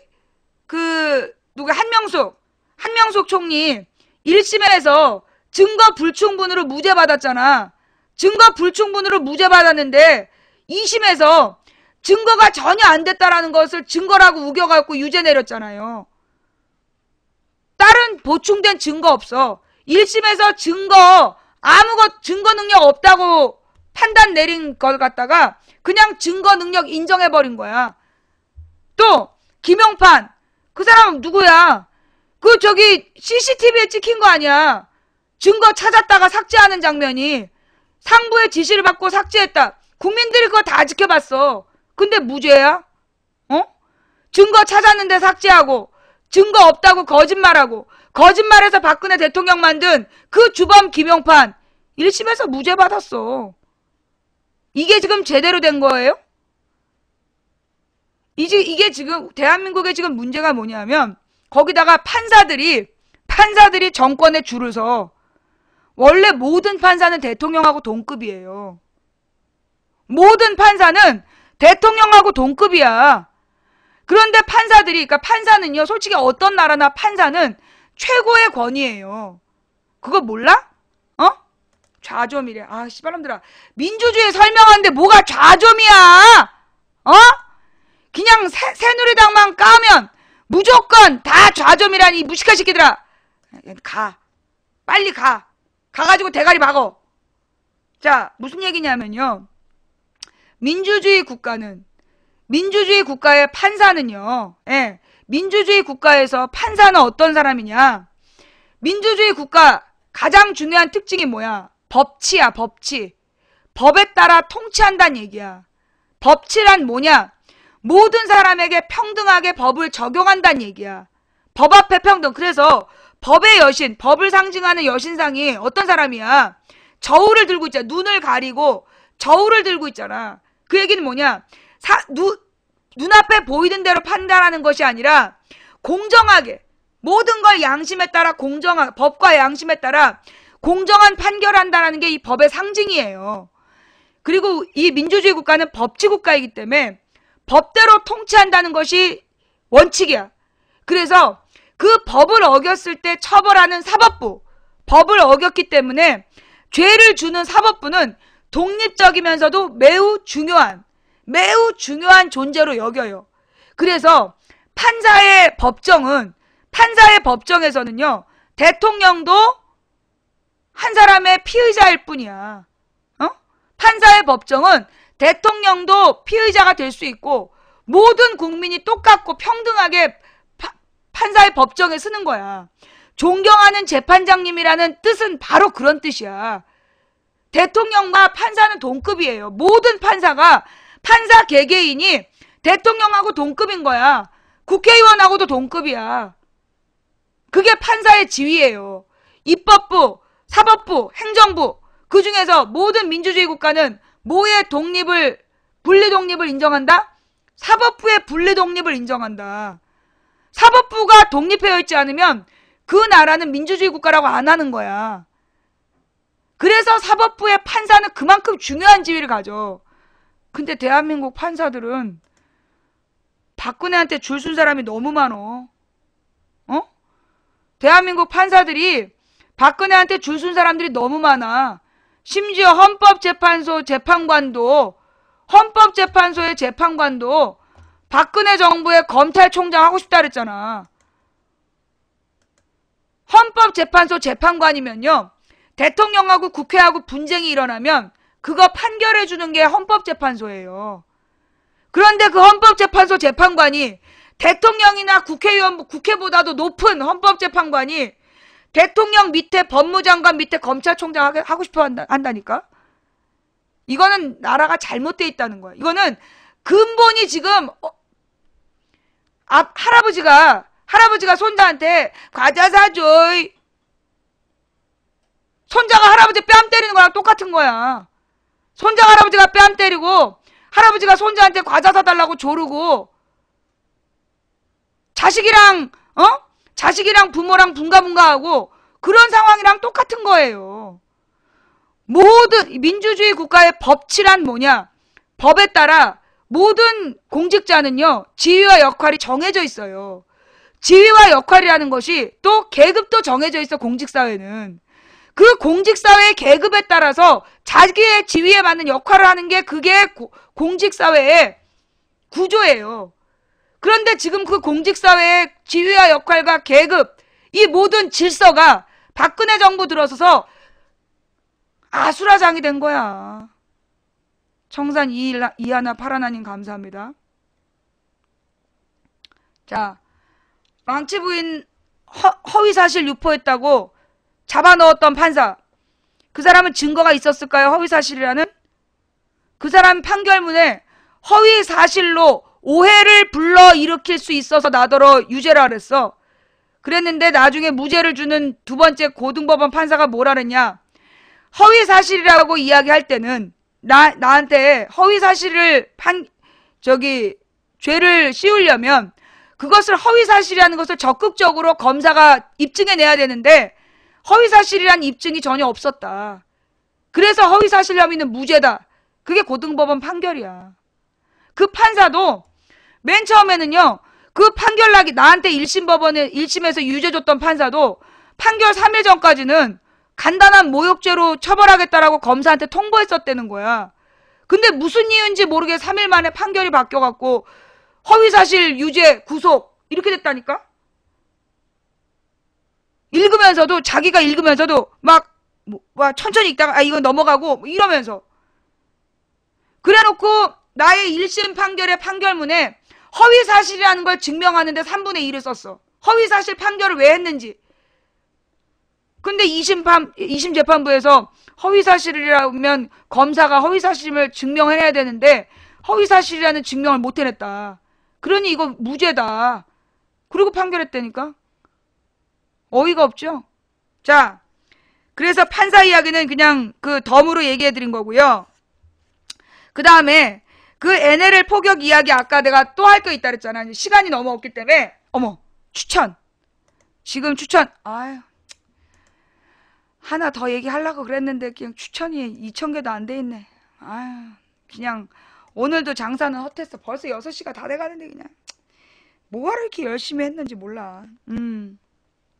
지금 안 한 뉴스가 준비했는데 못한 뉴스가 하나 둘, 셋, 네 개인데 그냥 뭐 오늘 뭐 추천이 2,000개도 안 된 마당에 뭐 이만 정리하기로 하지요. 네. 추천이 너무 부족해. 벌써 내가 5시에 방송 끝내야 되는데 내가 아까 10분 연장했잖아. 그랬더니 아까 시청자들이 1시간 연장하래. 10분 늦었으니까. 그래서 내가 오늘 1시간 연장하고 내일 쉴게요. 됐죠? 소프트 브레드님 감사합니다. 1시간 연장해주고 내일 하루는 쉬지요 뭐. 예. 그럼 오늘 하려던 얘기 마저 할게요. 예, 2,000개 넘었어요, 지금.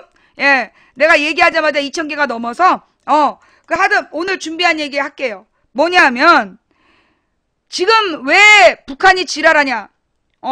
북한이 왜 저렇게 지랄하냐? 여기에 비밀이 또 하나가 있었어. 뭔데? 북한이 지랄하는 이유, 김정은이가 지랄 발광하는 이유가 있었어요. 뭐 때문이었을까요?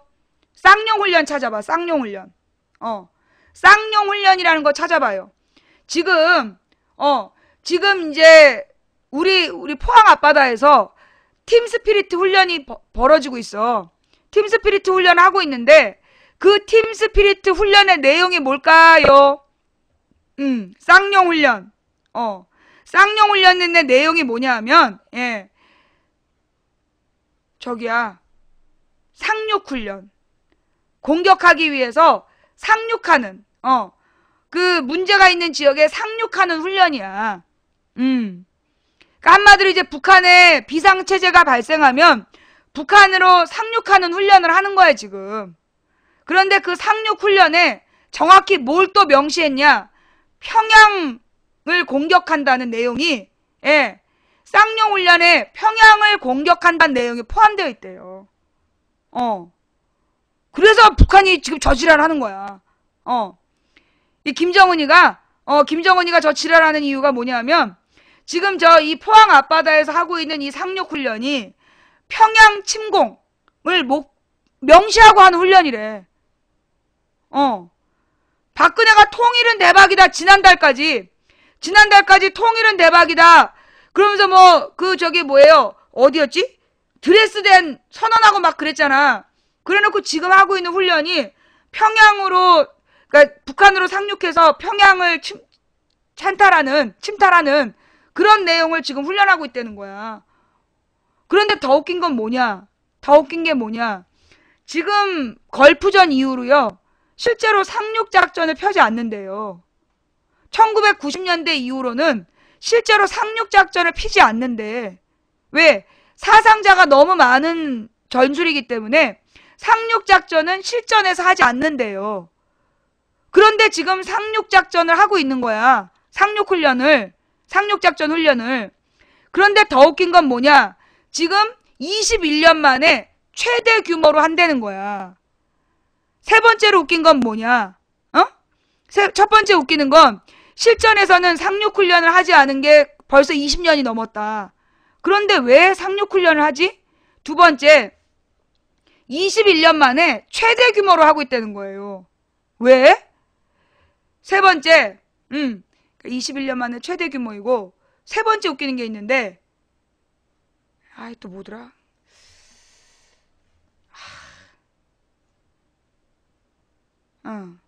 21년 만에 최대 규모. 그 다음에, 잊어버렸다. 하여튼, 그래서, 그리고, 그럼 왜 도대체 이런 훈련을 하느냐. 21년 만에 최대 규모이고, 세 번째. 이제까지 훈련하는 장면을 공개한 적이 없대. 이렇게 그 상륙 훈련하는 장면 자체를 공개한 적이 없는데, 이번에는 공개까지 한 거야. 웃기죠? 이미 20년 전부터 쓰지 않는 상륙작전이라는 전술을 훈련을 하면서 21년 만에 최대 규모로 훈련을 하면서 그걸 갖다가 방송으로 공개까지 했어. 그래서 전문가들이 말하길 뭐라 그랬냐. 이거는 북한을 자극하는 거다. 이게 북한을 자극하는 부작용을 낳았다. 한마디로 도발하라고 부추긴 거야. 김정은 한마디로 이렇게 미친놈 뺨 때린 거예요. 칼 들고 있는 미친놈 뺨을 때린 거야. 어떻게 된지 알겠지? 지금 이 손에 흉기를 들고 있는 조폭 뺨을 때린 거야. 야, 이 새끼야! 너 나한테 죽고 싶어? 그러면 그 미친 조폭이 어떻게 하겠어요? 사고 치는 거죠, 지금. 지금 이게 푸른꽃인나비님 감사합니다. 한마디로 이게 3월달까지는 드레스덴 선언하고 통일 대박 이야기하면서 막 외국에 투자 유치하러 다니는 척 했어. 그러면서 북풍이 안 불 것처럼 하더니 3월 31일 날 갑자기 공개를 한 거야. 이 상륙훈련을. 그것도 평양 공격이라는 걸 명시해서 21년 만에 최대 규모로 방송에다. 자, 이유가 뭘까요? 이유가 뭘까요? 한마디로 지금부터 2달 동안을 북풍으로 몰아가겠다라는, 지금부터 2달 동안 북풍 작업에 들어간 거죠. 선거를 앞두고 또 북한몰이 장사를 하겠다는 거야. 그 기사 한번 찾아보세요. 자, 그러면서 우리가 국정원 범죄, 국정원 증거 조작 사건, 그 다음에 국정원의 대선 개입, 국정원의 가짜 간첩 사건, 증거 조작 사건, 이런 걸로 정신없었는데, 그동안에 우리가 야당이 하도 등신짓 했고, 야당한테 좀 잘해보라고 얘기를 하느라고 잠깐 놓친 틈에, 가장 중요한 얘기를 빼먹고 있었어. 여러분, 개헌자문위원회라는 걸 아십니까? 개헌자문위원회. 지금 박근혜 정부에서 개헌자문위원회라는 걸 꾸렸는데, 그 개헌자문위원회에 박근혜의 싱크탱크 7인의 노인들 멤버가 들어가 있다는 거야.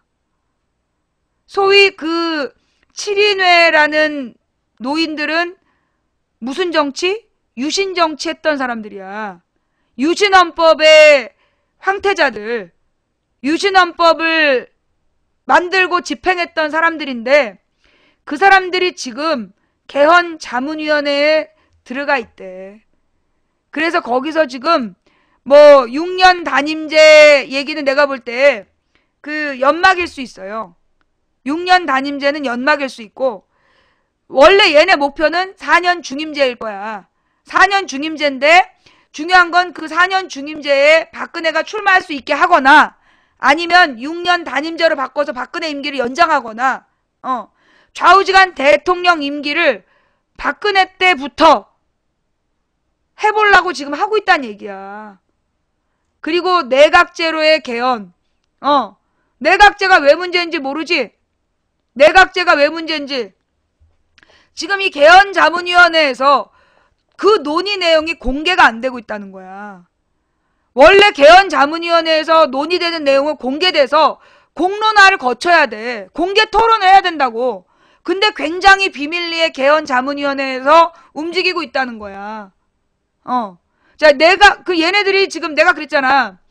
이번에 김한길 안철수가 저렇게 계속해서 무공천 고집을 하다 보면, 그러나 지금 새누리당은 공천할 기미가 없어. 박근혜도 쌩까고 있고 새누리당도 쌩까고 있어. 새누리는 공천 강행할 거야. 근데 김한길 안철수는 지금 무공천으로 고했어. 그러면 이 결과 지방선거 기초가 다 무너져 내릴 거라고. 지금 김한길 안철수는 절대 제고하지 않을 거야. 이래서 지방선거 기초가 무너지면 이게 광역선거에 영향을 미쳐. 그러면 이 지방선거가 지금 이대로 가면, 지금 이 구도대로라면 당연히 새누리당 압승이야. 새누리당 압승한 다음에는 박근혜가 너네 지난 1년 동안 나를 흔들었으나 국민은 새누리당과 박근혜 선택했다라고 얘기하면서 그 순간부터 독재 시작이야. 개헌 진행하고 변호사법도 바꾸고 유신시대로 돌아가면 누가 책임질까? 그때 가서 김한길 안철수 목을 따도 방법이 없어. 자, 마지막으로 두 가지가 있는데 이거 시간이 벌써 35분이라 오늘 내가 쓸데없이 너무 방송 준비 열심히 했나봐. 에이, 방송 준비 너무 열심히 했어. 이거 2개는 하지마. 산천총농님 감사합니다. 뭐 해봤자 뭐 열심히 듣는 것 같지도 않고 사람들도 지금 뭐 다 가버리고 뭐 이렇게 오늘 너무 오래 한 것 같아요. 그죠? 방송이 너무 길었어. 오늘 꼭 했으면 좋았는데 여러분 개별적으로 한번 찾아보세요. 64 3년생 남재준의 선택 그 이야기 한번 찾아보시고요. 새정치 구호와 낡은 실천 이거는 한번 보자. 아유 몰라.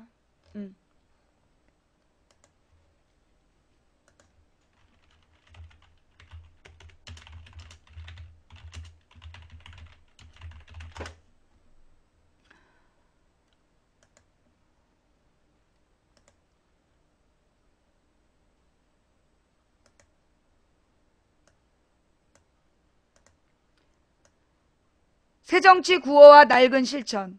얼마 전 89살로 세상을 뜬 영국 노동당의 전설 토니 벤은 과거 노동당 정부에서 여러 번 강요를 지냈고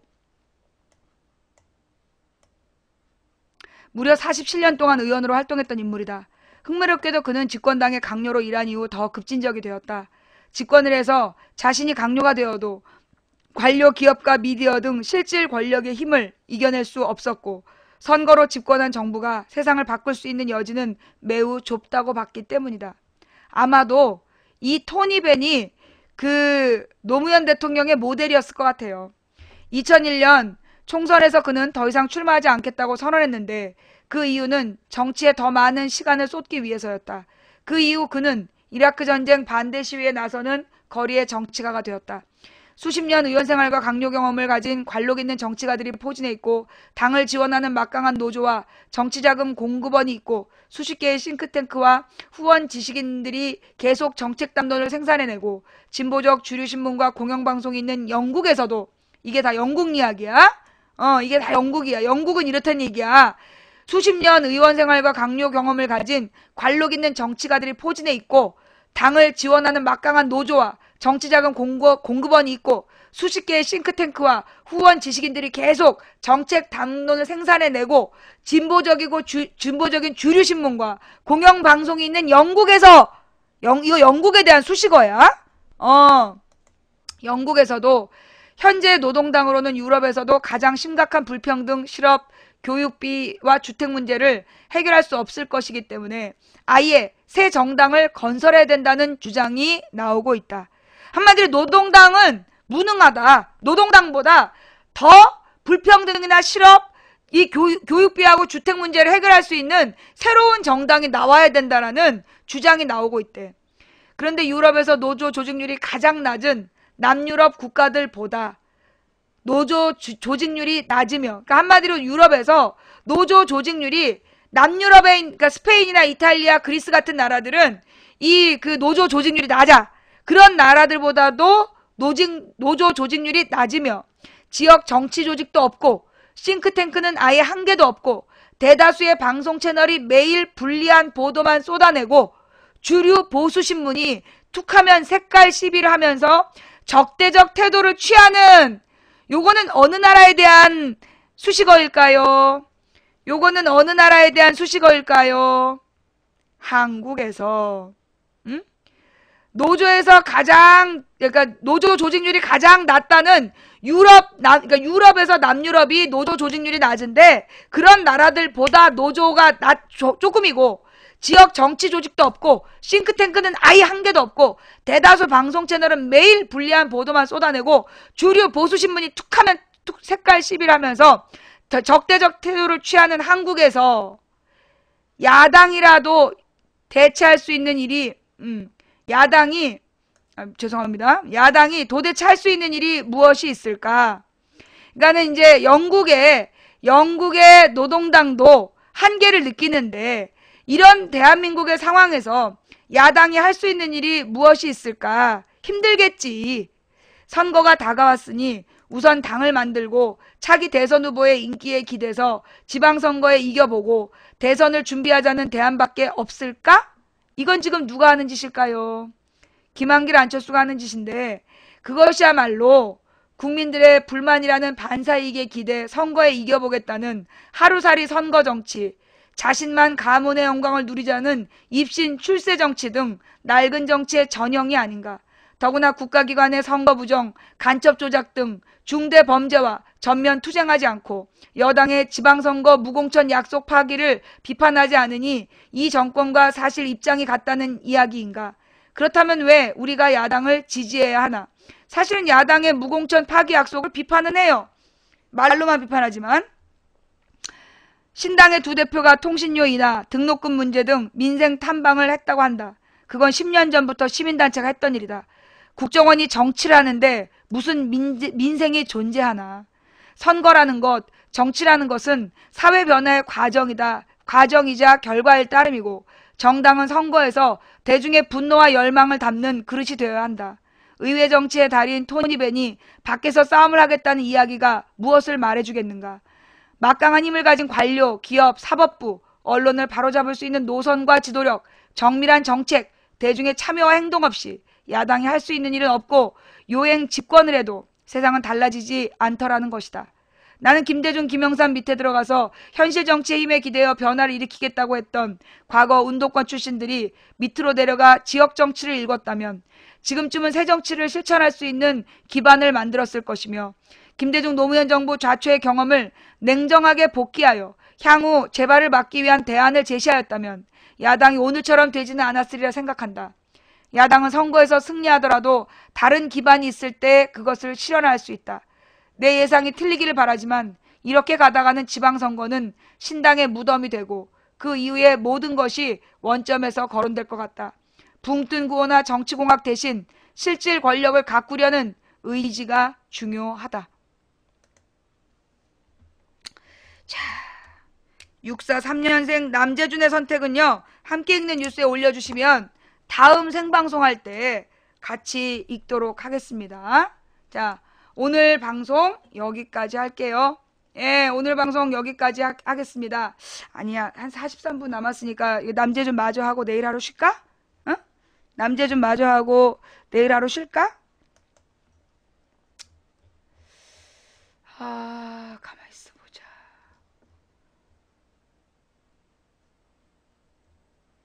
아니 뭐 추천이 한 2,500개가 된다 그러면 내가 내일 또 하고. 2020 찌매님 감사합니다. 뭐 방송 끝나기 전에 지금 뭐 2,500개는 무리라도 한 추천 2,200개라도 되면 내일 방송하고. 2020 찌매님, 배롱나무님 감사하고요. 자사고 25곳에 정부 지자체 100억대 불법 지원. 미친 거지. 새정치민주연합 한 달 새 13.8% 폭락. 안철수 부정평가 급증. 이슬과 풀림님, 민주아빠님 감사합니다. 지방선거 전면 보이콧 해야 된다. 이제 와서 20% 이하 투표율이면 박근혜 정권에 대한 불신 선언이다.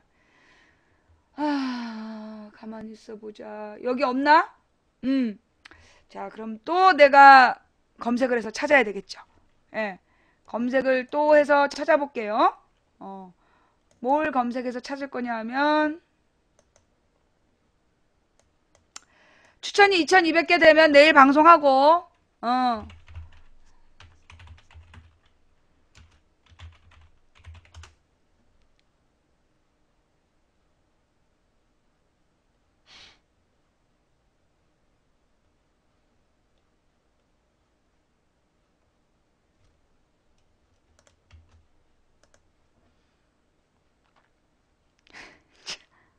이런 뉴스는 검색도 안 되냐? 64 3년생,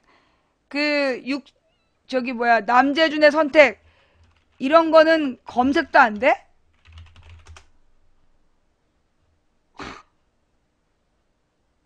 자, 그러면 남재준의 선택 이걸로 검색해볼까? 야, 이게 네이버 대단하네.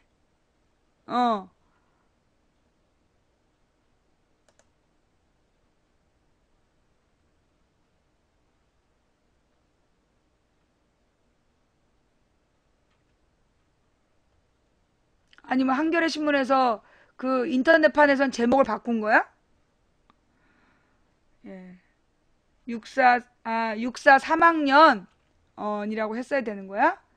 예. 64 3학년생도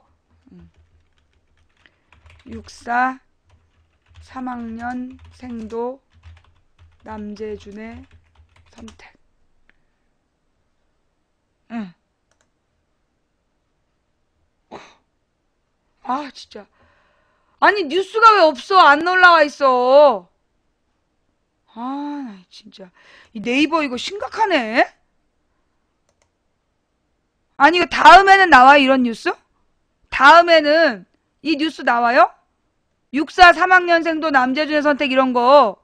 그 다음에는 나옵니까? 아니, 그 사설로 나온 건데요. 예.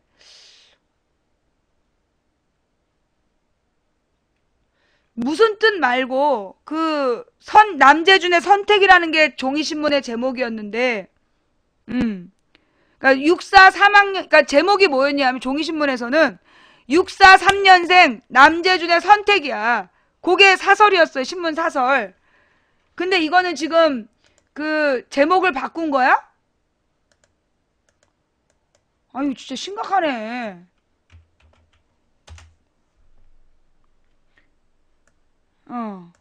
제목을 바꿨네, 인터넷판은. 예. 남재준의 별명, 64 3학년 생도는 무슨 뜻? 예. 종이신문을 내놓고 인터넷판, 아니구나. 제목을 고쳤네. 예. 수정을 했구만. 남재준이가 항의했나 보지? 남재준이가 이거 제목을 고쳤나, 뭐라 그랬나 봐요? 제목이 고쳤어? 자. 남재준 국가정보원장의 별명은 64 3학년 생도다. 그것은 분명히 칭찬이다. 이 별명이 표상하는 바는 군인다움, 애국심, 원칙주의, 비타협 등이다. 하지만 64 3학년이란 말은 뒤집어 보면 아직 어떤 단계에 이르지 못한 불완전함, 미성숙, 아마추어라는 뜻도 된다. 1년 전 그가 국정원장에 임명됐을 때의 느낌도 그래서 이중적이었다. 그의 강골 이미지에서 비롯된 개혁의 기대감의 한편으로 그가 과연 복잡 다단하고 미묘한 국정원 업무에 적합한 인물인지에 대한 회의감도 있었다. 게다가 우직한 열정과 비타협적 성향이 정치와 만날 경우 그 위험은 걷잡을 수 없이 커지는 법이다. 불행히도 남북 정상회담 대화로 공개해서 이런 위험은 현실로 드러났다. 그렇다면 간첩 혐의 증거 조작 사건에서 보여준 남 원장의 리더십은 어떤 것인가? 고지고대로 정직함, 원칙대로가 빛을 발했는가? 아니면 미숙함과 아마추어리즘, 빗나간 열정이 두드러졌는가? 국정원의 고위 간부를 지낸 몇몇 사람들에게 이 사건에 대한 평가, 국정원장의 리더십에 대한 감상평을 물어보았다. 사람에 따라 다소 온도의 차이는 있지만 결론은 거의 비슷했다. 후자였다. 유우성 씨를 간첩 혐의로 기소한 것부터 잘못이라는 반응이 나왔다. 국정원 고위 간부 출신들한테서 이런 반응은 다소 의외다. 간첩 혐의가 그 정도라면 기소를 할 게 아니라 오히려 역이용해서 북한의 정보를 빼내는 데 활용하는 것이 국익에 도움이 된다. 세계 어느 나라 정보기관이라도 그런 판단을 하는 것이 정상적이다. 사실 검찰과 국정원의 발표를 곧이곧대로 받아들인다고 해도 유 씨의 간첩 혐의는 보잘것없다. 치열한 첩보전이 펼쳐지고 있는 중국 동북 삼성 지역에는 2중 3중 스파이들도 적지 않다는 이야기까지 나오는 것을 고려하면 더욱 그렇다. 증거 조작보다 전직 국정원 관계자들이 더 주목하는 것은 증거 조작은 없었다는, 자 여기부터가 집중이에요. 집중. 증거 조작보다 전직 국정원 관계자들이 더 주목하는 것은 증거 조작은 없었다는 국정원 자체의 조사 결과다. 이것은 단순한 지휘감독 소홀의 문제를 떠나 남 원장의 직접적인 개입 여부가 문제가 되는 대목이다. 검찰 수사 결과 증거 조작을 위한 지시와 연락, 팩스 전송 등이 모두 내곡동 국정원 청사에서 이루어진 사실까지 드러나고 있는 점을 감안하면 너무나 뻔뻔한 거짓말이다. 국정원장과 감찰실장 사이에는 아무도 없다. 감찰실장은 오히려 한 사람, 국정원장의 지시만 따르게 돼 있다. 국정원의 허위 진상조사는 결국 국정원장의 뜻을 반영한 결과로밖에 달리 해석할 길이 없다. 이게 뭔 말인지 알겠어요? 여기서 핵심 내용이 뭔지 알겠어? 국정원 자체 감찰을 해서 국정원에서 증거 조작은 없었다라는 남재준 국정원장 바로 직할 밑으로 감찰반에 발표가 있었다는 거야. 근데 그 발표는 뭐야? 진실이야, 허위야? 진실이야, 허위야? 허위잖아, 허위. 진실이란다. 만우절이야? 뭐라고요? 남재준의 감찰반에서 했던 말이 지금 가짜라는 게 증명이 됐잖아. 거짓말했다는 게 지금 100% 거짓말이었다는 게 지금 증명이 났잖아요. 국정원 직원 2명이 지금 기소까지 됐잖아. 증거 조작으로. 자, 그렇다라면 국정원의 허위 진상 조사는 결국 국정원장의 뜻을 반영한 결과로밖에 달리 해석할 길이 없다. 남 원장은 박근혜 대통령까지도 속였을까? 박 대통령이 증거조작 사건에 대해 입을 연 것은 국정원 협력자의 자살 기도로 국정원이 더는 거짓말할 수 없는 상황이 되고 나서다. 그 사이 박 대통령이 남 원장으로부터 어떤 식의 보고를 받았는지는 알 길이 없다. 하지만 당시 새누리당 실세들이 계속해서 발급 절차에 문제는 있었지만 내용을 위조한 건 아니다 따위에 발언을 한 것을 보면 박 대통령한테 어떤 보고가 올라갔는지 유추하기란 어렵지 않다. 그러니까는 조작하지 않았다라고 계속 뻥을 쳤겠죠. 결국 남 원장은 정직하지도 유능하지도 않았다. 기민하게 판단해야 될 때 아마추어적 미숙함을 보였고 원칙대로 처리했어야 할 때 진실을 속이고 비틀었다. 그리고 그 결과는 국정원의 총체적 무능함을 만방에 떨친 것이다. 국정원이 이처럼 국제적 조롱거리가 된 것도 별로 없었다. 상황이 이쯤 됐으면 대통령이 당연히 국정원장의 책임을 묻는 것이 정상적이다. 하지만 박 대통령이 그런 용단을 내릴까? 최근 새누리당 실세들의 발언에 비춰보면 그 가능성은 아직은 별로 없어 보인다. 국정원의 사후 진실은폐 문제에 대해서는 검찰이 수사 착수조차 하지 않았다. 남 원장의 또 다른 별명은 남순신이라고 한다. 임지를 옮겨 다닐 때마다 집무실에 이순신 장군의 영정을 걸어놓아서 붙은 별명이다. 그렇지만 이순신 장군은 결코 어리숙한 판단으로 패전지장이 되지 않았다. 패전의 장군. 왕의 은총에 힘입어 자신의 잘못을 면탈받고 구차하게 자리를 보존한 적은 더욱 없었다. 남재준 원장의 선택은 무엇일까? 육사 3학년 생도라는 별명이 칼같은 군인 정신을 발휘하는 쪽으로 갈지 아니면 책임을 회피하는 미성숙자의 어리광으로 갈지 한번 지켜볼 일이다. 대단하죠? 네. 이 글을 여러분들께 꼭 한번 읽어드리고 싶었어요. 아유, 이런 38개 추천이 모자라서 내일 방송 못하네. 난 좋아. 38개 추천이 모자라서 내가 이 뉴스 끝날 때까지 2200개 추천이 됐으면 내일 방송을 하려고 했는데 추천이 2200개가 안 돼가지고 아유, 뭐 여러분들이 망치부인 오늘 고생했다. 그 방송 4시간 하느라고 고생했으니까 내일 하루 쉬어라 뭐 이런 뜻으로 추천 220개 안 채워주신 거죠? 네, 그렇게 이해할게요. 사랑이란 여전히 내겐 두려운 건 이런 널 떠올리 고세 2200개 채워놨어. 내겐 어? 너무 다 길고 레이니아님 감사합니다. 일찍 추천을 했어야지. 꼭 그렇게 내가 앙탈을 부려야 추천을 해? 생각하면 웃음이 날까 내일 방송 안 한다는 말 만우절이라 해본 말이야. 구와 수다를 떨 때도 문득 네가 자, 자, 오늘 방송 어떠셨어요? 볼만하셨나요? 네. 자, 만우절이라서 제목을 경훈이 이모님 감사합니다. 속보! 박근혜 대통령 사임 발표 임박 난리가 났더만. 그 다음으로 바꿨죠. 속보! 박근혜 국정원 범죄 책임물어 이명박 구속. 둘 다 만우절 거짓말이야. 세 번째, 추천이 2200개가 안 돼서 내일 방송 쉰다. 요것도 거짓말이었어. 남양군매님, 엽단이님, 쪼매 나누기님 감사합니다. 아침에 빛나라님 감사하고요. 오늘 내가 10분 늦게 시작해서 6시까지 특별히 연장 방송 한 거예요. 아침에 빛나라님 감사합니다. 오늘 방송 볼만 하셨는지요? 그 박근혜 사임 발표 임박이라 그랬더니 막 설레인 양반들 있어. 다시 한번 정리할게요. 마바사님 감사합니다. 박근혜 대통령 사임 발표 임박 이란 제목을 보고 이 망치부인 나쁘냐? 왜 이렇게 뻥치냐? 라고 얘기하는 거 1단계. 무지한 단계죠. 활동보조자님 감사합니다. 아침에 뵈나라님 감사합니다. 망치부인님 이런 제목 하시면 잡혀가지 않나요? 2단계 공포의 노비 단계. 3단계 어머 정말?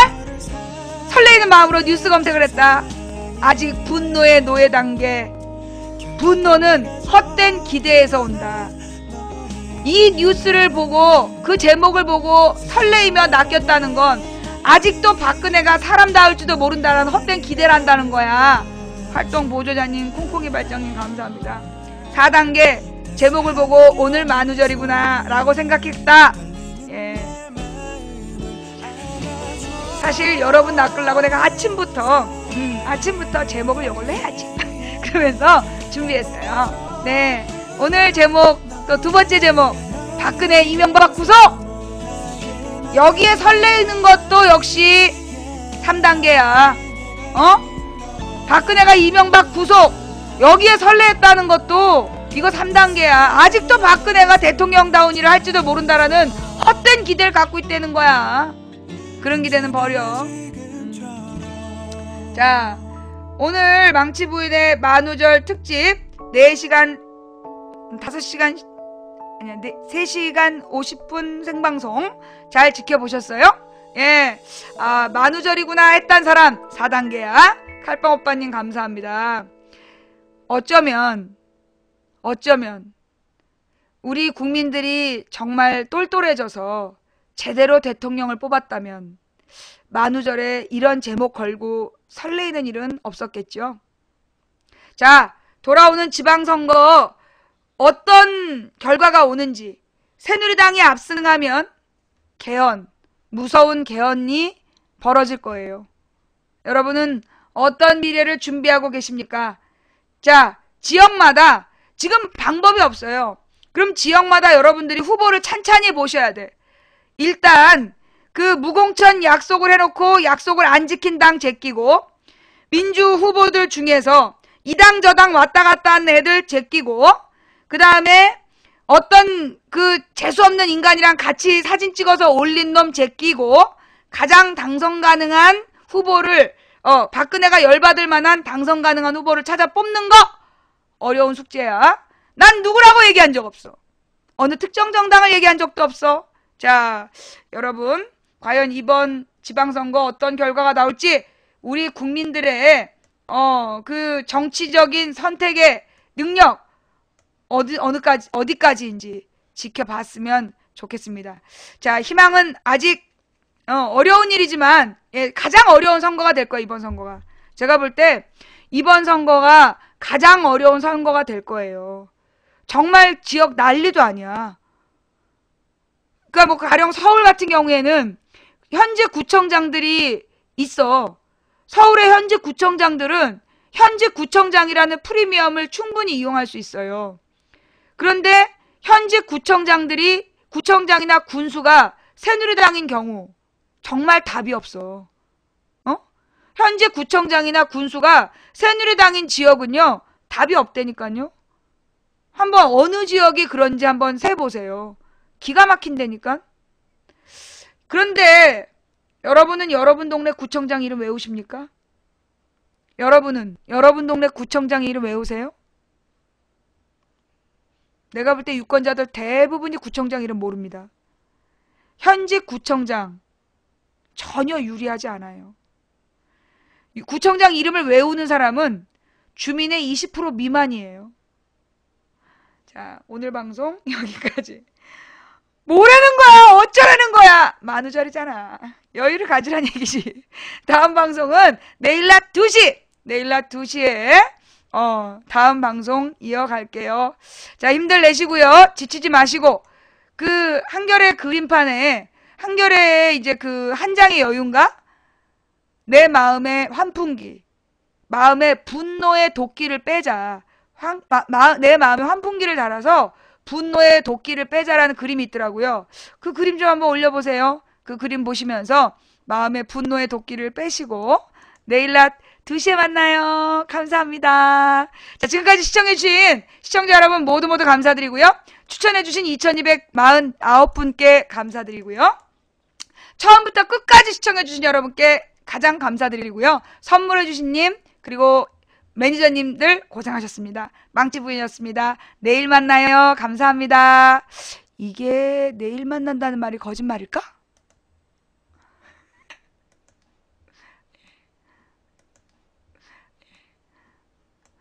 미안해요. 실성한 거야. 내가 정말 이 무능한 야당을 보면서 실성한 거야.